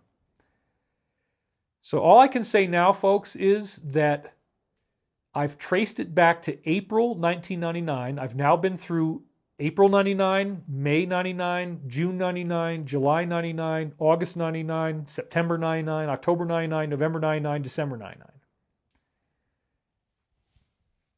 Every single month has time loops to the present that are going to blow your mind. Every single time loop is... I'm amazed, honestly, with all these medical references and all these injection references that they keep using over and over and over, that I didn't actually piece it together. But again, I just kept generating the content. I wasn't analyzing it. I just kept making it, you see, because the contact was alive. So I'd read it after it came in, but then I'd just keep on going. And I wasn't really going back and reviewing anything because I've been a very, very busy guy. So we had I had to pray on this and I had to seek dreams on this because what happened was, even if I tried to take 20% of the best one-liners that are the most astonishing future prophecies, even if I tried to take 20% of them and put them into this show, oh, it's 5:55 right now, my local time, isn't that funny? I just look at the clock, there it is. Even if I tried to put them into the show's going to be 10, 15, 20 hours long.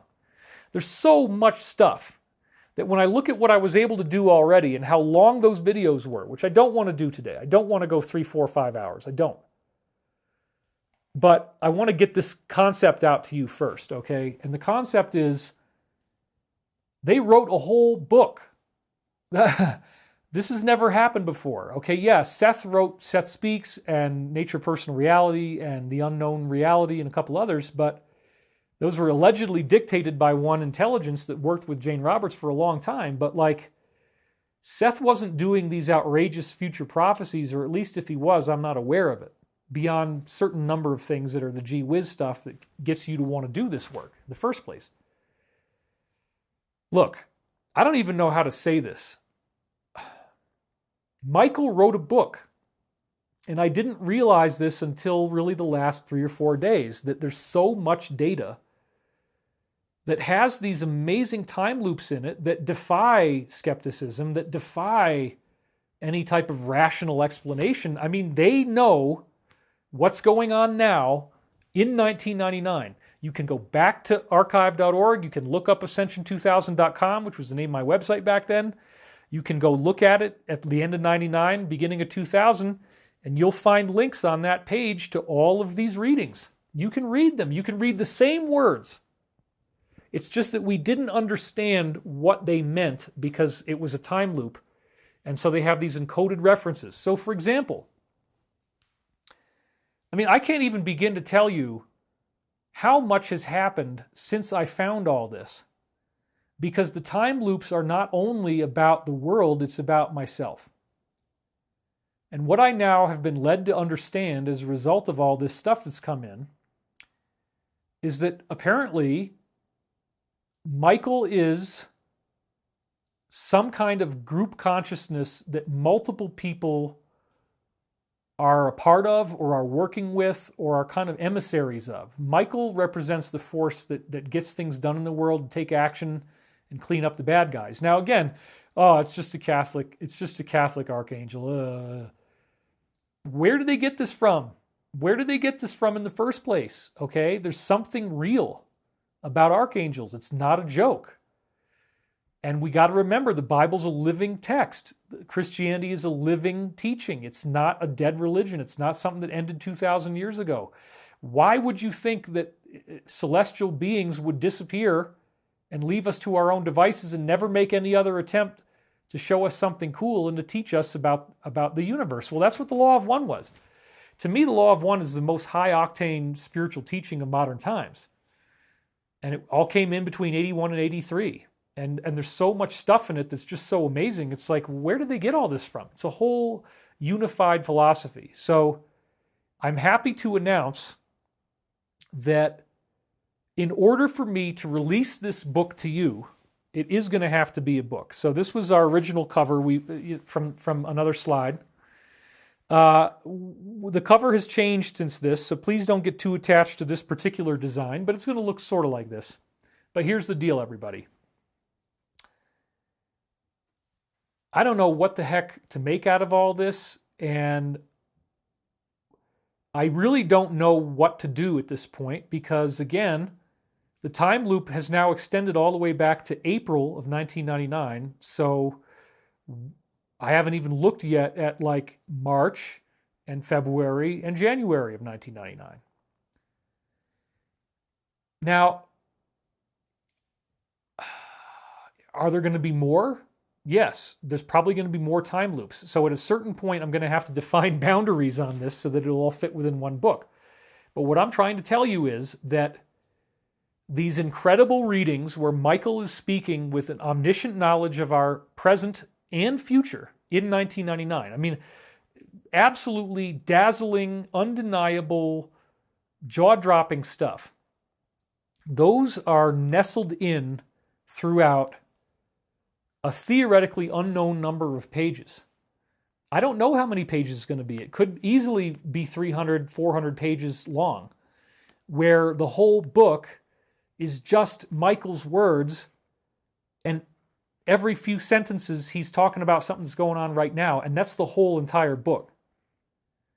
And I hope it doesn't sound like I'm overselling this, because I'm not. When you see it, you'll understand what I'm saying. So then, remember that in the last two videos, I was like, well, I want to get all of this stuff out. I want to read all of this in the videos. Now I realize it's impossible. This stuff is very time sensitive. They're telling us that, for example, in the time loop, they say that it's probably only going to stay the way it is right now for no more than 2 or 3 months. And then we're going to be into the next phase. It'll be really big and really different. So that came in. They also actually say somewhere that the whole disruptiveness in society where there's problems with the economy is only going to be about 2 years from now, which kind of fits with the solar cycle that I talked about in the first week's show. That at the end of the solar cycle, things calm down and you get peace. And that's somewhere, again, maybe in another year or two, things will calm down just based on that. So, okay, well, this prophecy is amazing, this prophecy is amazing, this prophecy is amazing, but if I do this, it's going to be like a 10-hour video. So they forced me into a corner, folks. The only way I can release this fast enough and not get all of my platform taken down is I have to sell it. Now, in the future, will we sell it? No, probably not.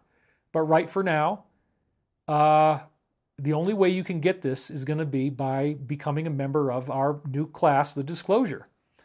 Because I'm going to write a whole book, I'm going to put it all together, and then I'm going to dictate the whole thing as an audio book. And my goal in this, originally, as I said in previous weeks, my goal was for it only to be the voice of Michael. That there was no analysis, no extemporaneous remarks whatsoever. It's just Michael.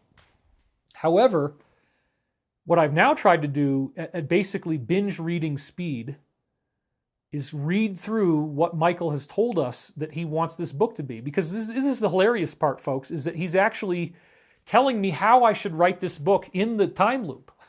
He's giving me notes. He knows I'm going to write the book, and he's telling me how I need to write it. So I had said it was only going to be the words of Michael. Michael came back and told me that in certain cases I need to discuss certain dreams because he does analyze certain dreams. So Michael wants you to know how to learn to recognize dream symbolism. So there are going to be cases in the book, and I didn't want this, okay? But this is where I'm having, I guess you could call it an argument with Michael. This can happen, okay? Michael wants me to include some dreams in this and some of the stuff about dream analysis. So I will try to keep that to a minimum. However, I almost can't get through these without crying because they're so accurate, they're so incredible, and it's so voluminous. The volume is just astonishing. And again, how soon will I get this done? I don't know. I want it out as soon as possible because the prophecies are talking about things that might happen in 2 or 3 weeks. So it just so happens that the entirety of 1999 up until now, we're up to 8 months already. The entirety of 1999 is a prophecy about right now. Everything that they say. I mean, there's some personal readings that they gave me, and I'm going to cut those. And I think in the future, it's like with classic rock, like you can get the master mixtape of yeah, that's the take that he did when he didn't sing the vocal right. This is the alternative version, So I think in the future, we're probably going to go a lot more granular on this. We'll have another set of books that'll end up giving you a lot more detail about these dreams. Maybe more of the personal readings that I don't really think, I think it draws away from the book. And Michael actually said that too. He didn't really want it to be about me. He wants it to be about you.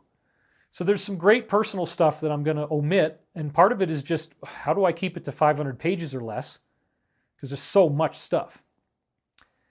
But again, you don't actually need to read the book to understand the bottom line. The bottom line is still visible in the last few videos that we've done. And the bottom line is, this is going to work. Higher beings have allowed our Earth to get into this really crazy dilemma that we're in right now. And they told us in 1999 that they were going to let this happen. They were very specific, and they keep being so specific and so redundant. I'm not familiar with anything else like this in the history of prophecy, except again for the Sibyl of Cumae, but we can't read most of that stuff. So as far as an actually available book where you can look at prophecies and you can analyze them and say, I don't know, there's nothing else like this, and there never has been. It's mind-blowing. Every time I see this stuff, I start crying. Every time I see this stuff and I read some new section, it's giving me very obvious advice about what's going on now. There's hundreds of references to the fact that we're going to be building hover cars in 1999. One dream after another, after another, after another, where I'm on a military base and I'm working on some kind of vehicle, and then it turns out the vehicle can fly. I mean, it's just incredible. And so the bottom line is that I believe the reason why this is happening is to inspire confidence and to let us know that everything is going to be fine. It may seem to be completely impossible for you to imagine that there's a way out of the situation that we're in right now that is anything but negative.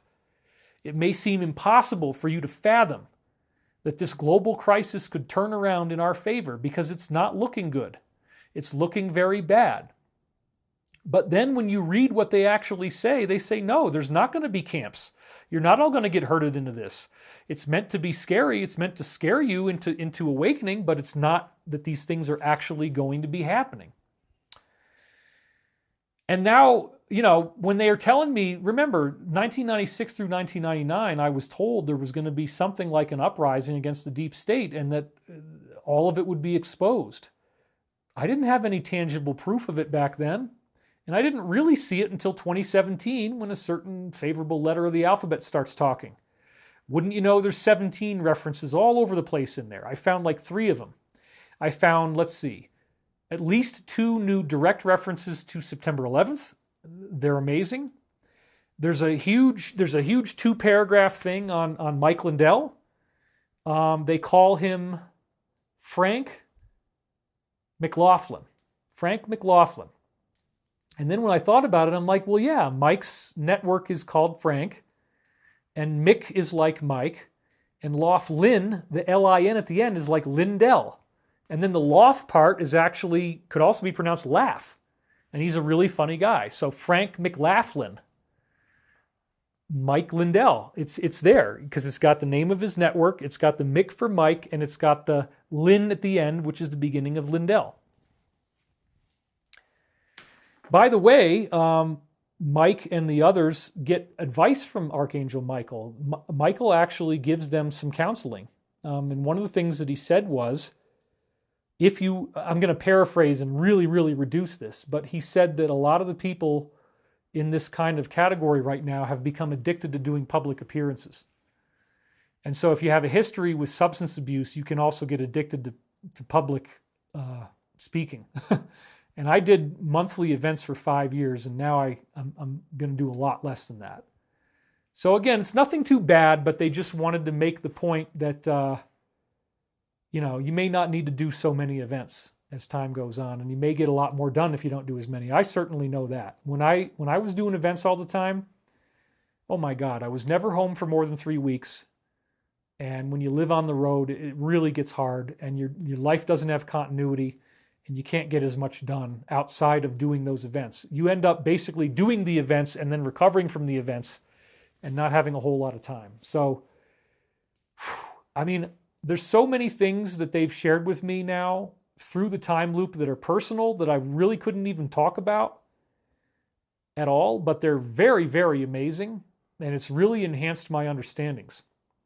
So at this point, there is a reference, Michael talking about his sword in April of 1999. So Michael definitely shows up in 1999. Now it's possible, again, that I'm just going to have to arbitrarily stop counting the time loop because I don't know how far back it goes. I've found that it goes all the way back to April.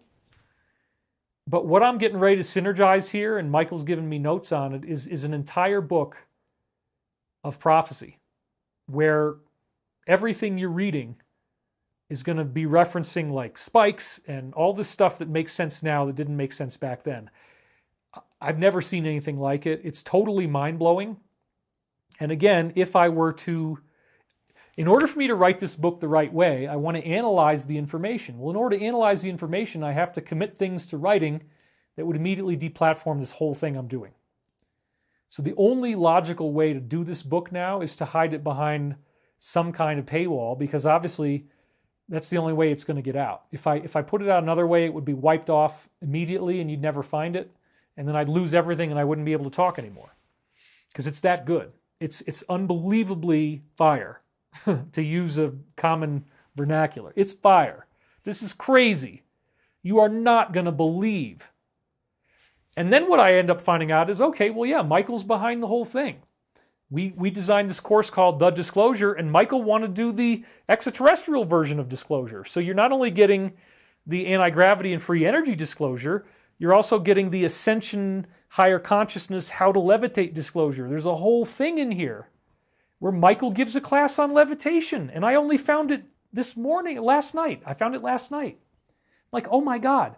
I told people in week 6 that we're going to be doing a levitation class, and then Michael comes in and gives you the education.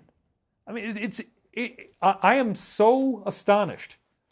And again, it's getting so dark there, we can't use this one anymore. But let's go to this one again. Oh, yeah, that one's good. We haven't used this one in a while. Right here. So, it's so big that it's kind of scary. Every time I look at this stuff, I start crying. There's so much accuracy. But then again, it's very, very clear that Michael wants you to have this information. And so, for those who don't want to pay for it, I now feel comfortable and confident that what we've done in the last 3 shows already is totally groundbreaking, totally amazing. Yes, that probably only represents not even 25% of what I've got now, maybe even less than, maybe even 15%, I don't know. All the rest of it is just as amazing. And there's so much that the only way I can get it out is to put it into a book. So I'm sorry I keep belaboring the point. But what I really want to say is that when they do these kind of miracles, which again, the last 2-3 videos are all free, so you can watch them, you can see for yourself that this time loop is undeniable. Well, then that's incredible. Because remember, one of the things they said is if even 10% of you who are reading this feel happy about these changes that are going on in your world, it'll be much easier and faster for us to all get through this positively. So we have a co-creative role in saving our world. And for me, I now have absolute faith that this is not going to be the end of the world, that this is not going to be a disaster, that we are not screwed, that we are not all going to die, that the planet isn't going to blow up, that they're not going to be able to set off some nuke at the last minute when they think they're losing. And no. When you understand the scope of what archangelic interference can be, that they can stop tanks, they can stop jets, they can stop aircraft carriers, they can stop missiles, they can stop bombs, they can stop you from pulling a knife out of its scabbard, they can stop you from pulling the trigger on your gun, the trigger will jam, the gun won't function. All of that stuff is within their capability. They designed this. They designed this whole situation. They allowed the negative to do what it's doing because otherwise we were going to die. They make it very clear in the time loop that we would have lost this entire planet if they hadn't set this up where we can see what's actually going on. And I mean the whole book from the beginning. It's Michael, Archangel Michael is blasting the New World Order. Archangel Michael is talking about the Satanism. It's all there. It's unbelievable. You will not be disappointed. And when you think about the fact that the Cumaean Sibylline texts were considered as valuable as an entire room full of gold by the Roman government itself, I don't even know, you can't put a price on this kind of stuff. And so, again, remember that we're doing this fundraiser specifically so that we can continue bringing out this technology to planet Earth. The funding that we've gotten up until now dumped entirely into the company almost. And now we have to put the fire out. Okay, we don't have enough. So we need more than we have right now. So hopefully you will be helping us with this. And again, I'm very grateful to everyone who already has, but we do need a lot more people to step up. Because getting us to this point with the company, where now the company looks like it's going to be okay, we expended all of our own fuel in the process, financial fuel. Okay, so you do need financial fuel to fight this battle. If somebody is out there on the front lines like this, we do need your help. So there are some questions that were coming up about the course, and I want to talk about those now. So here we go. We're going to go through some slides, and then I think I'm going to let you guys go, because 2.5 hours is enough for me. I want to go do something else. I'm so blown away by this, and I got a lot of work to do. Okay, so here's the first question. And this is what we're trying to do here is basically encapsulate things that lots of different people are saying so that we kind of get it all in one, okay? So the first question, back to the slide, when is the start date for the course? Okay, so it's next Sunday, October 17th. And I have to edit it before we get there, and I have an enormous amount of material. I mean, honestly, if I were to give the entire interview that I did with Ben and then the entire interview that my wife did with Ben for week 1, it could be 8 hours. I don't know. I mean, it's a lot. It could be 7-8 hours. So there's a whole discussion that Ben and I get into with the history of airplanes and stuff that's probably going to be like a special feature. I probably will edit that one down because it's all extemporaneous stuff that we're talking about. And then starting with week 2 and from then on, it's all slides. And there's a lot of slides because as Ben was telling me things, I'm designing slides around it, or he would remind me of something that I already knew, and then I would work it into the show and throw it at him, and he gets amazing responses. So, for example, I get into the work of David Hudson, who had microcluster iridium. And this substance, you heat it up to 850 degrees Celsius, and it disappears. It actually disappears from visible sight, and it loses all of its weight on the scale. Now, how in the world could that happen? Well, in the course, I give a whole outline for why I think this happens.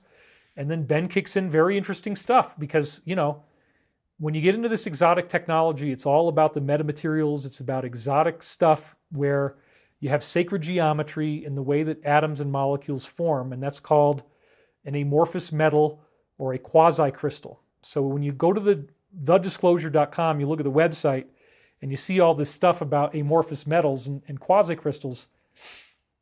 When I get into week 6 now, I believe I understand why quasi-crystals cause anti-gravity, and I'm going to show you a theoretical model for that, of how I explain it. Because in short, as I was saying before, you have to create this bubble, this spherical bubble, where it's like flowing between two realities, and there's like a fluid-like exchange between them.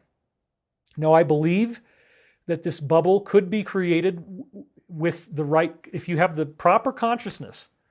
I believe you could create one by chanting and meditating, toning out loud. Maybe you don't even have, just meditating alone might be able to do it.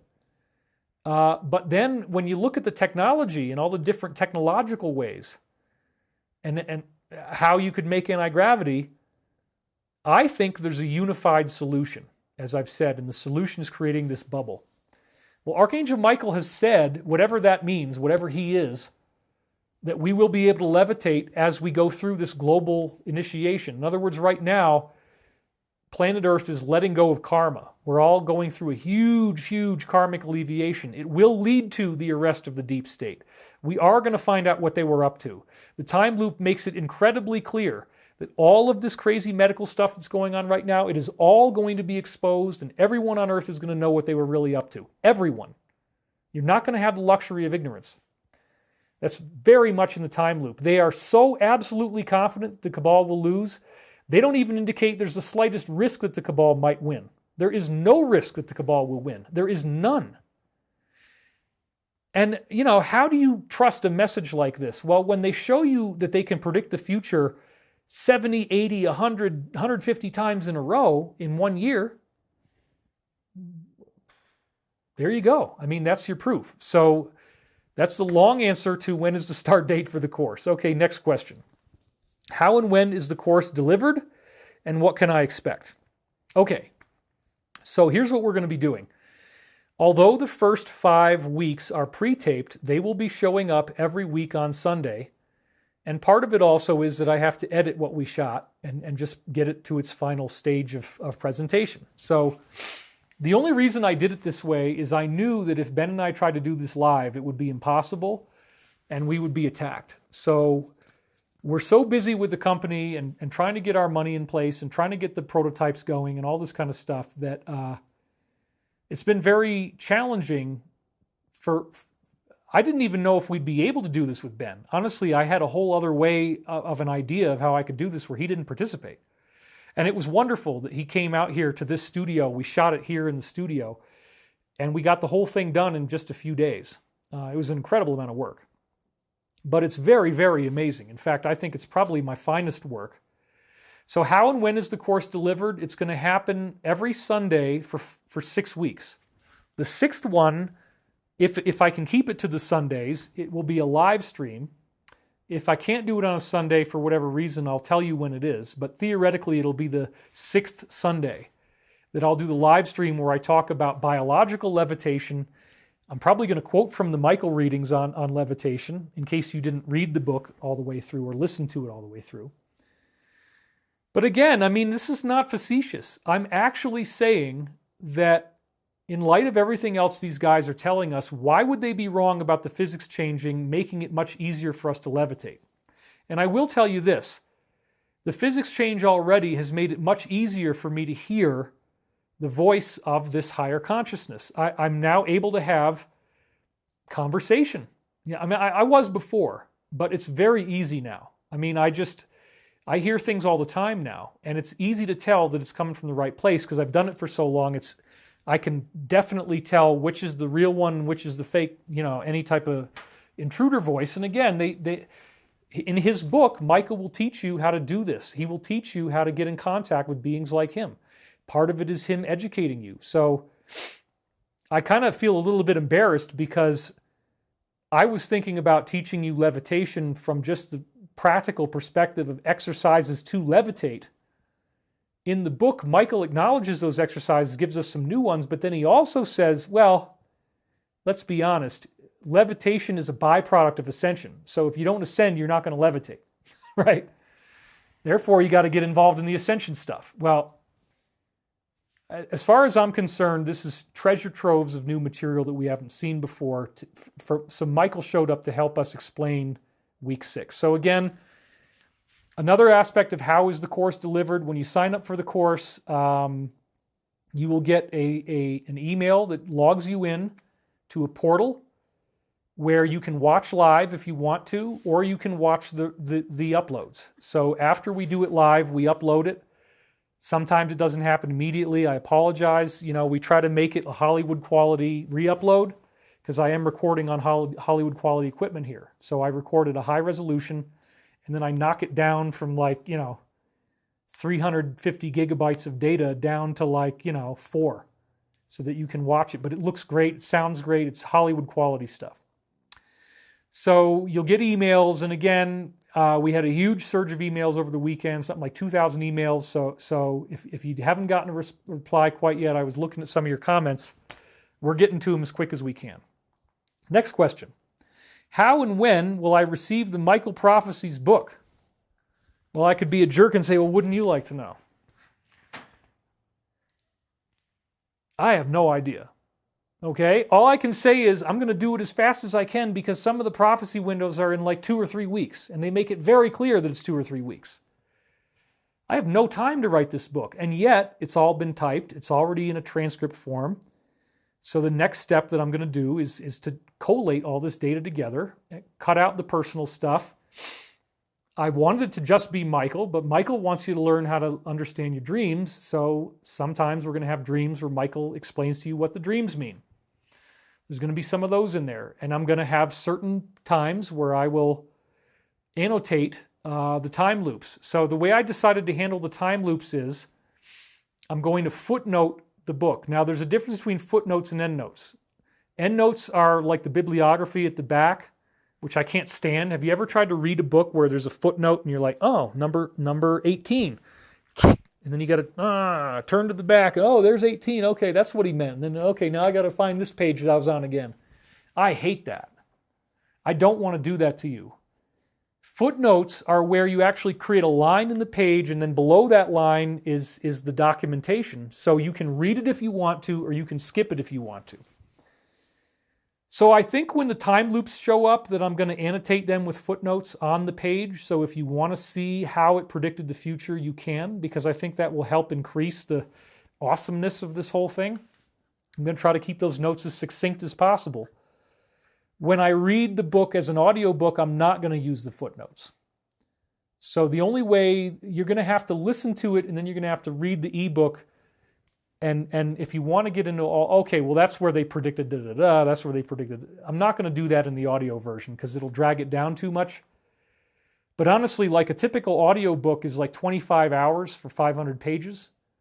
I don't know how long this book is going to be.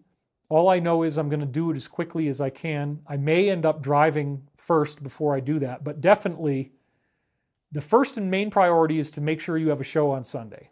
And once I get done doing that, the very next thing I'm going to work on is getting this book out. I would like to say that I'm going to try to make sure it's done by no later than November 1st, which is 2 weeks away, because it's within the 2-3 week window. And I will make every effort to do that. But again, it's a lot of work to write an entire book. And this is probably going to be a big book. So I'm going to do it as quickly as I can, but I also don't want to sacrifice on quality, while at the same time knowing that some of these prophecies apparently could happen in 2 or 3 weeks. No pressure, right? So that's what's going down. You're going to get I might do the text version first, just for the sake of expediency. I might release the text version before I release the audio, because I have to make the text version to create the audio. So first there will be a text version, then there will be an audio recording. So I think that's what I'm going to do. I think I'll give you the ebook version in text first. Then we'll do the reading, hopefully soon afterwards, where I dictate it all. And that in and of itself is going to be massive. I mean, I would expect that just reading it all could take 15, 20 hours, honestly. And I think almost everybody who listens to this is going to cry because it's so amazing, it's so mind-expanding, and now there's so much more than I thought we had. Holy crap. I mean, wow. And they're telling me actually that this is like the big thing I need to do in this life, that once I've done this, I'm kind of good, go have fun. And if you want to do more, you can, but this is the big thing that you needed to be here for. Wow. This, and of course, getting the hover cars going, getting the technology launched, which again, we took the money that you gave us and we paid for this stuff to happen. And Michael always stresses the importance of us solving our own problems and not expecting benevolent ETs to do it for us. Okay, how will my life and Earth improve with this course? Maybe that was a typo from the autocorrect or dictation. How will my life on Earth improve? That might be what they were saying. But how will my life and Earth improve? We can answer it both ways, okay? First of all, Ben and I don't just talk about advanced technology. You cannot begin to understand how amazing it is when you get a real insider who's worked in these classified programs, who's been there and done that. All of the unusual and amazing stuff that comes out of his mouth, that's, I wouldn't have thought of that. We talk about giants, we talk about pyramids, we talk about Atlantis, we talk about the Philadelphia experiment, we talk about teleportation, we talk about anti-gravity, we talk about free energy. I mean, it's just incredible. There's so much stuff. And so how will that improve your life? Well, part of what you're doing is you're getting to be in on the Wright brothers phase before they got the first prototype. If this works, and again, with Michael coming in and giving me all these time loops, I mean, I've never seen anything levitate. I've never actually seen anti-gravity yet. But I have every reason to believe that it will work. And when you watch the show, you will too, because it's going to be explained to you. You're going to understand how it works. So for people who like the left brain stuff, this is going to be great. And I have two different audiences. I kind of have like the science audience and the ascension audience, and hopefully they merge to varying degrees. The ascension part is now in the form of this book that is so incredible that I got to get it out within 2 or 3 weeks, because that's the prophecies that they're talking about. That's how fast they're coming. Between Michael prophecies and week 6 of our course, I think you're going to get all the ascension you could ever want, because this book is too intense to put out online. If I did, I would lose my career. Okay? It's very obvious, because I'm going to talk about what these things mean. And I'm going to speak frankly in the book. So if an archangelic consciousness is talking in 1999 to you about your life and about how you need to ascend and what your stumbling blocks are and what you need to learn to get through this, and that levitation will be part of the byproduct of putting these teachings into practice, yeah, that's going to improve your life very dramatically. Okay, so next question. And although none of this would mean anything to any of you out there, this is slide number 3,333, because I keep all my slides in one big file. That's amazing. It's a quadruple 3 synchronicity there. Okay, so the question is, back to the slide, what is the Hawaii planet? Well, I'm not going to say exactly how I know this, but let's just say that different insiders from the Pete Peterson side of things have shared with me that there is a super Earth. So it's much larger than our Earth, and it's only 7 light years away. So once we get warp drive capability, that's very easy to go that distance. Okay, it doesn't take very long. And by the way, our initiative is warp drive by 2035. So we're hoping that by having the knowledge of what's out there, and then knowing that we have to reinvent things because certain things are patented, and even if the patent is not public, you can't infringe the patent. So part of the challenge that we have as a company is that we have to slightly reinvent the way these things work in order to make a uniquely patentable idea.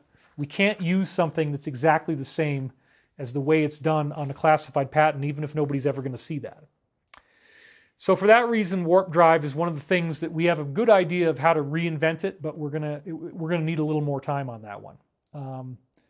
Once we have warp drive capability, it will be easy to get to this and other worlds. Now, people who have been to this planet report that there are beings there who are human-looking, but they're different types of human, so they might have a different skin color than ours.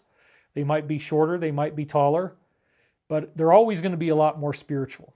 So apparently, this is a very close planet to us. So once you get this type of technology, it's very easy to visit. And it's like a resort planet. The whole planet is like Hawaii. It's got accommodations. It's got cool people to hang out with. And it's absolutely amazing. So if you buy this course, you're getting us $333 closer to the Hawaii planet, okay? Sometimes I got to be direct. Next question. Is this only about tech and science? I like Ascension material, but this seems boring. No, it's not only about tech and science. If you're not inspired by what you're seeing week after week with Ben, then you're probably going to be inspired by listening to the audiobook and reading the book, because it'll take you at least the full length of time for the whole course to work through all this material. What Michael has pulled off here is much better than anything I've ever done before with my own readings. It's so much more prophecy that it would appear that this moment in time is the main reason why I was here, was to make sure we got through it and that we get the technology and that we have the guidance to understand that we're going to be okay. So it's not going to be boring, folks. I expect you're going to be crying almost the whole time you listen to Michael talking in the audiobook, honestly, because that's what happens to me. There's so many time loops, it's just amazing. Next question. Will I know how to build a hover car from taking this from engineer types? Absolutely. We're going to go through the Salvatore Pais patents. We're going to talk about the double hull structure. We're going to talk about cold plasma. How do you create cold plasma? What is this charge cluster phenomenon? What is this spherical energy that has gravity and energy both seemingly under its control? How do we make these little spheres? How do we get them to form? I believe the sphere is the whole secret. There's a natural effect, just like gravity or the speed of light, that exists, but we don't normally understand it. We don't normally tap into it. Well, this is going to get you understanding the mechanism by which anti-gravity works. I would expect, based on how specific some of the detail is, that there's all kinds of people who could start to set up experiments at home and begin to replicate some of this charge cluster stuff and a lot of the other stuff. So yes, if you want to tinker around, there's all kinds of stuff that you could do with this information. Okay. Why are you charging for this? Well, this is what you call the rate objection, and anybody who does spiritual work, you're going to come across this. And right now, there is a huge push towards everybody becoming a self-employed entrepreneur, right? Because it's not safe to work a regular job, because you might have to do certain things to keep that job. So I understand that everybody's really hard up for cash right now. I understand that this is a very difficult time financially. I think if it wasn't the times that we're in right now, we probably would have done a lot better on this course than we have. The performance is disappointing. We had a big surge at the beginning, and then it kind of totally leveled off. Okay, so I'm just being honest with you, because we have to co-create the future that we want to have. The higher beings are very big on that you have to give to get something back.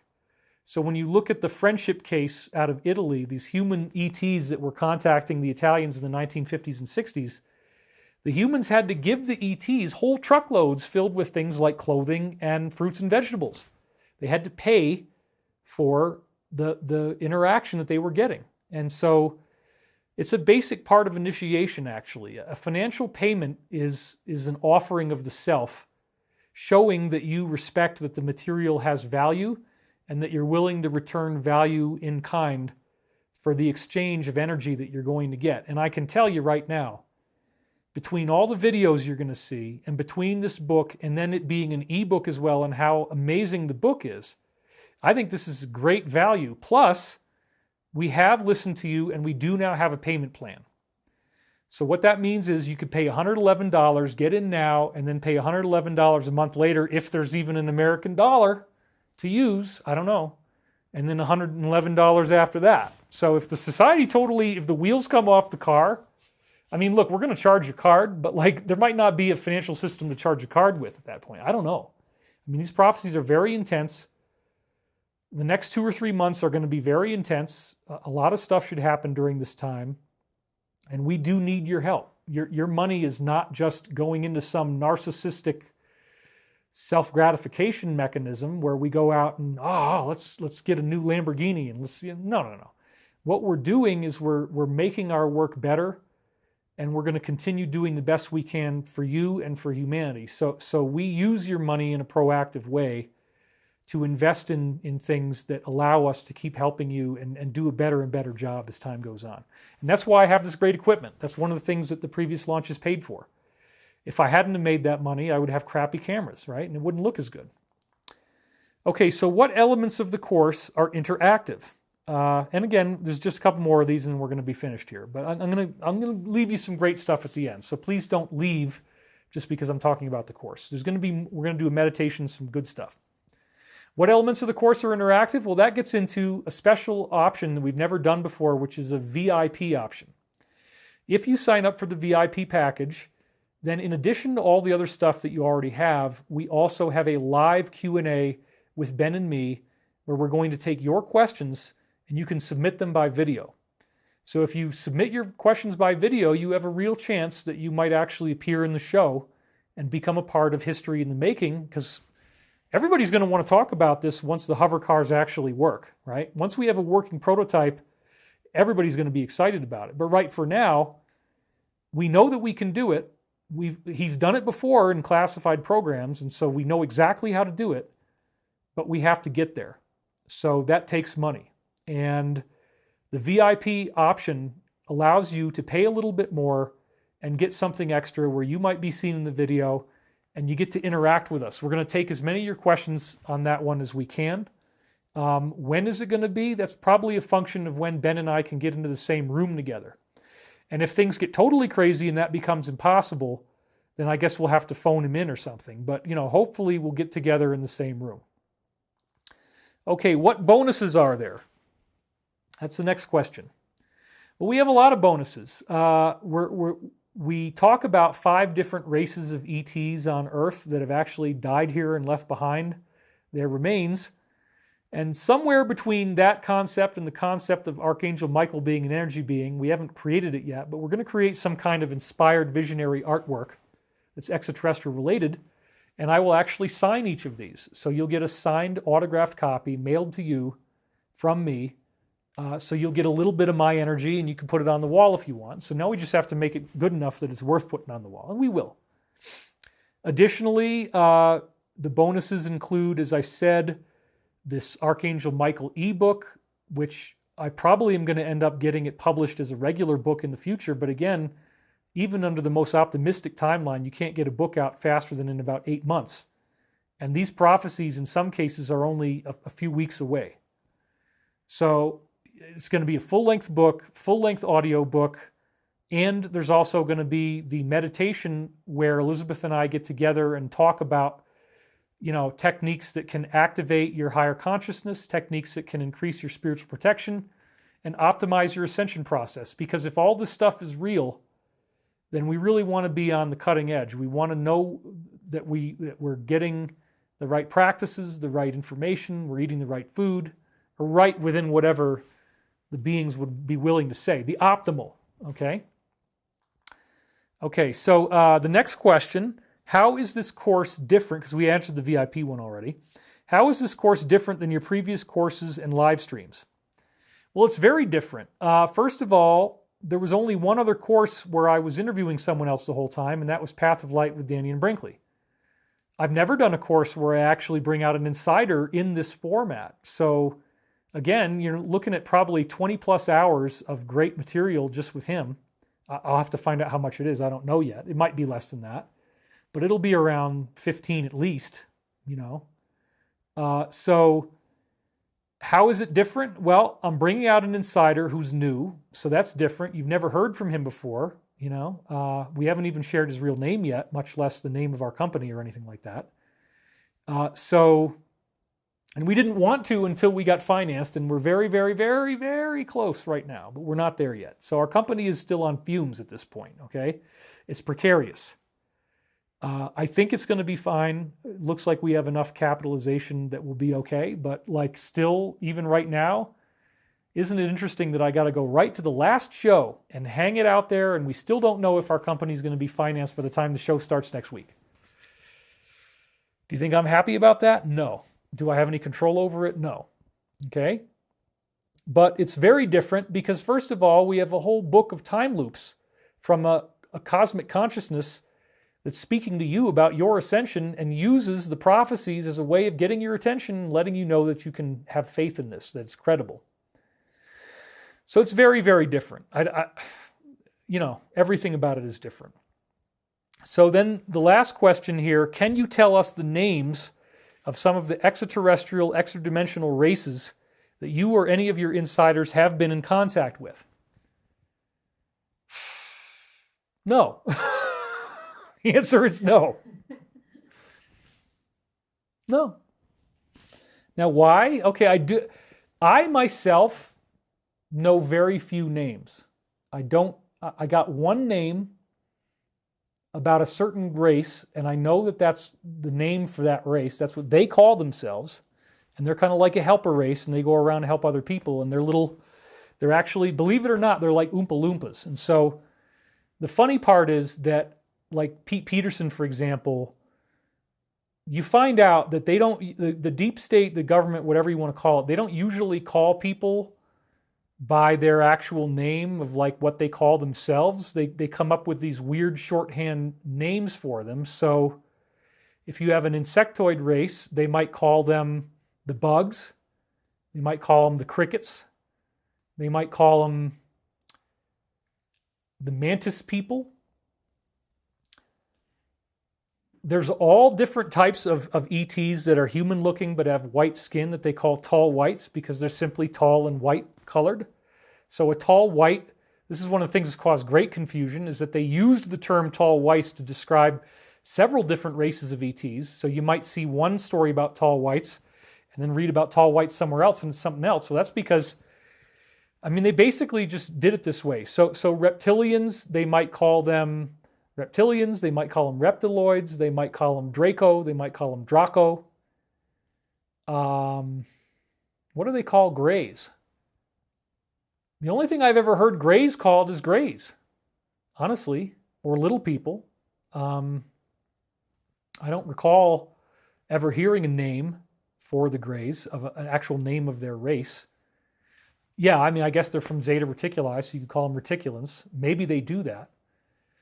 But there's a certain race that helps our government out quite a bit, and you probably haven't heard about them before. I've never disclosed anything about them before. Part of what I do is not release certain pieces of information to find out who's real and who's not real. But if you're really real, then you definitely know about the little short fat people. Okay?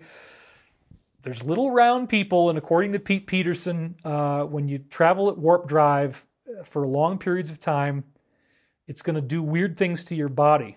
So if you travel through warp drive where you're standing up like this, so let's say this is the ground, that this is the ground you're standing on, this is your body, okay? So your body is standing on the ground now. If you go through the warp drive this way, if your body is standing up and you shoot through the tunnel standing up, okay, you get taller and taller, spindlier and spindlier. Because apparently over time, your body just expands from all this energy that you're going through. So certain races have become tall and wispy looking because of this, because of the style by which they travel through a portal. On the other hand, another way that you could travel through the portal, instead of going into it this way, is you can go into it this way, where you're shooting literally head first through the portal. And you can only really do it one way or the other way. Those are really the only two choices you have, or some variant thereof, I guess, on the tilt angle. Anyway, if you shoot through the tunnels head first, the vortex energy causes your whole body to start compressing. And so what you have is a whole race of people who are about like 3 feet tall, and they're little round balls. They have what appears to be excess body fat. And they have little fat faces, and so actually they're colloquially called the Oompa Loompas because they look like the people in Wizard of Oz. Now I know the name of that group, but I'm not going to share the name because it's classified. But there is a name that they use to identify themselves, and I know what it is. That's really about the only name of any extraterrestrial group that I ever got is the little round people. And they look human. They have beards if they're men. There are apparently people from Earth who have gotten into relationships with them. So there's romantic relationships with these little Loompa Loompa people that have happened. Okay, sexual relationships, by the way. I'm not going to go any farther than that. So that's about as far as I can go with that question, because I honestly don't really know most of the names. There's certain data that is very highly protected. And as I've now gotten a better understanding of classified information, I've been coached on the fact that you don't want to say these things anywhere. You don't even want to say them on Telegram. You know, there's certain words you just don't say. No names, no projects. You know, you can't say these things because there's automated systems, even in stuff that you think is secure, that will hear it and then start a recording going. That's the echelon system. So there's certain things you just don't want to say. And honestly, beyond a certain point, I mean, I don't have a security clearance right now. I don't have a government security clearance. And I might need to get one, but then when I do, I greatly lose freedom. There's much less stuff I can talk about, and they've basically got me at that point. So I still don't have the security clearance. All this stuff that we're doing is technically open source, and we're going to bring it out into the open, make it public, use the Salvatore Pais patents, and create the future that we want to have, which is a future in which we're flying around in these little guys. So again, Ben designed this in 1987, and I guess some of the backstory on this, and again, here's the front view. The backstory on this is that he already knew how to build things that would work by the time he designed this, even though it was only 1987. Like, for example, if you look here, we can see, as I said before, that the wings fold up and down. So if the wings, you see where those two lines are, if those wings fold vertically upwards, then you could fit it into a parking space or into your garage or whatever.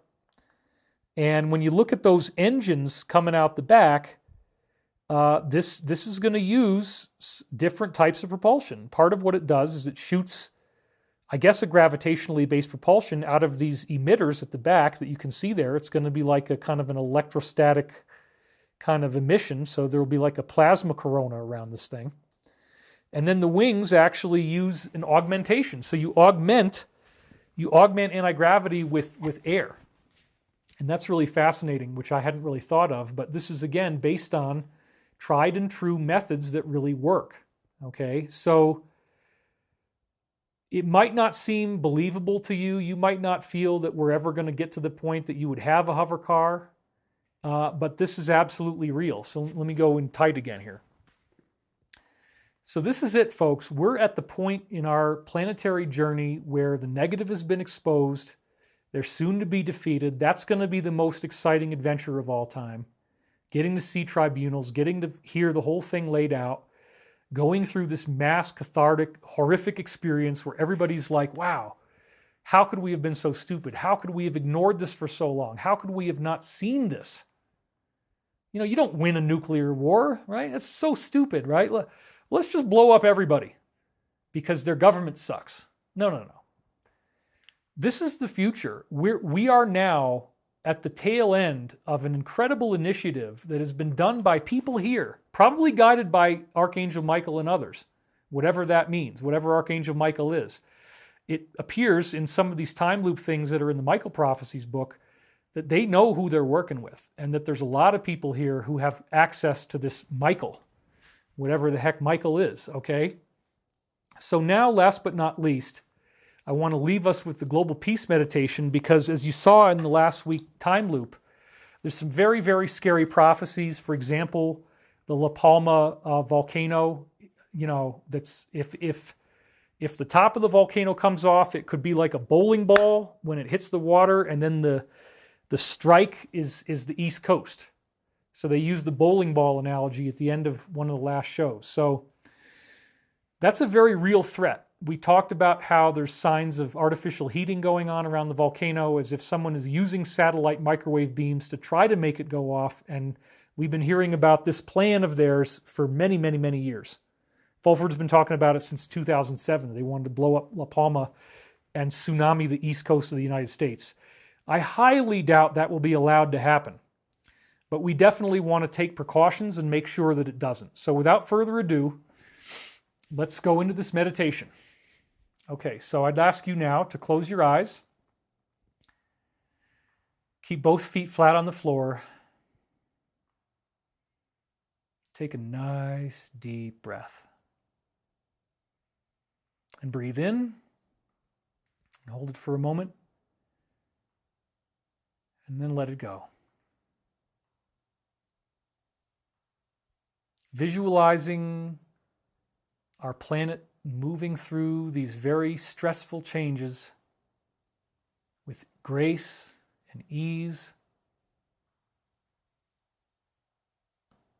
Sending our love to all those who are already dealing with very upsetting information and are going to learn things in the future, the near future, that will upset them even more. We send them strength, we send them guidance, protection. We want everyone to be happy as we move through this glorious awakening.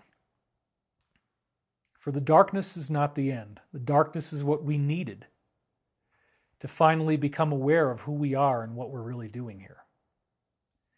And as we learn to weed out the negative people in our own lives, as we learn to set healthy boundaries, that it's okay to say no.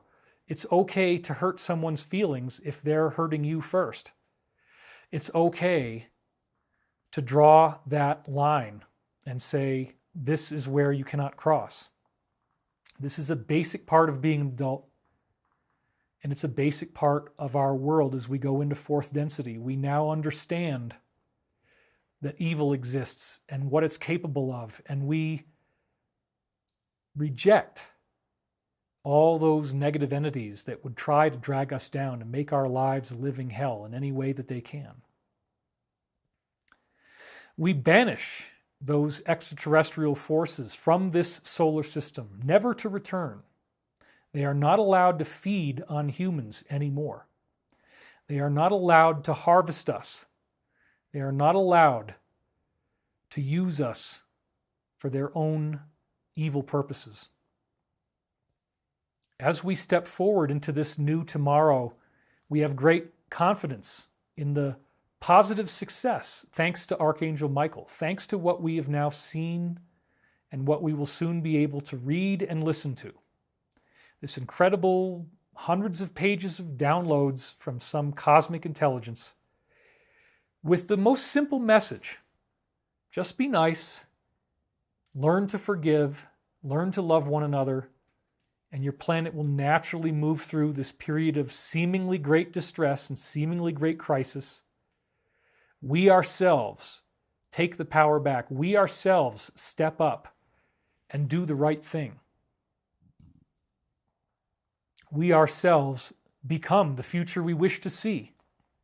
Instead of asking extraterrestrials to show up and build UFOs for us, we're going to do it ourselves. Let us send our prayers and blessings to all those who may be about to undertake extraordinary orders, wherever they may be, however secret the missions may be. We embrace you, we love you, and we thank you for your service. And we trust that you will be guided and protected by Archangel Michael's sword and shield as you move through your obligations. And we also ask that all those who are responsible for bringing about this epic change in the world, both physical humans and non-terrestrial intelligences, that this all be guided with the utmost of divine precision and perfection, just like we've seen in these prophecies. That no matter what the negative tries to do, no matter what ideas they come up with, nothing will work, and the ascension moves forward exactly as planned. And we co-create a future with hover cars, anti-gravity, free energy, med beds, instant healings, all kinds of wondrous things that are ours to enjoy as part of this divine inheritance, where beings who may right now still want to live behind the scenes and not openly appear just yet are nonetheless giving us the tools of our planetary awakening. And for this, we thank Archangel Michael. We thank all of his associates. We bow in great deference and respect to the Christ consciousness, to the mind of our galaxy, and to the mind of the universe, the one infinite creator, in its omniscience and its intelligence, the perfection of this plan that now reaches its great concrescence here on Earth. And so it is. And now you can wiggle your fingers, wiggle your toes, gently open your eyes. We're under 3 hours. There you go. I'm your buddy. I'm your deadbeat dad, but I came through, and so did Michael. We got a whole book of prophecies waiting for you. 6 weeks of amazing content. You're going to have the greatest holiday season ever, and you're going to be totally reunified, knowing that this is all working out, knowing that this is not a disaster as much as it looks that way. It's not. The beings want us to have confidence, and when you get this all downloaded to you, you'll see that future of ascension. You'll see that future of hover cars, and you may even learn the techniques that will help you to levitate as the physics change. And believe me, it's coming.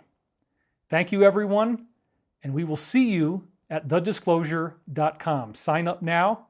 Get on our email list, even if you don't want to do the course, because anything's possible, and I want to stay in touch with you. Thanks for watching, and we'll see you next time.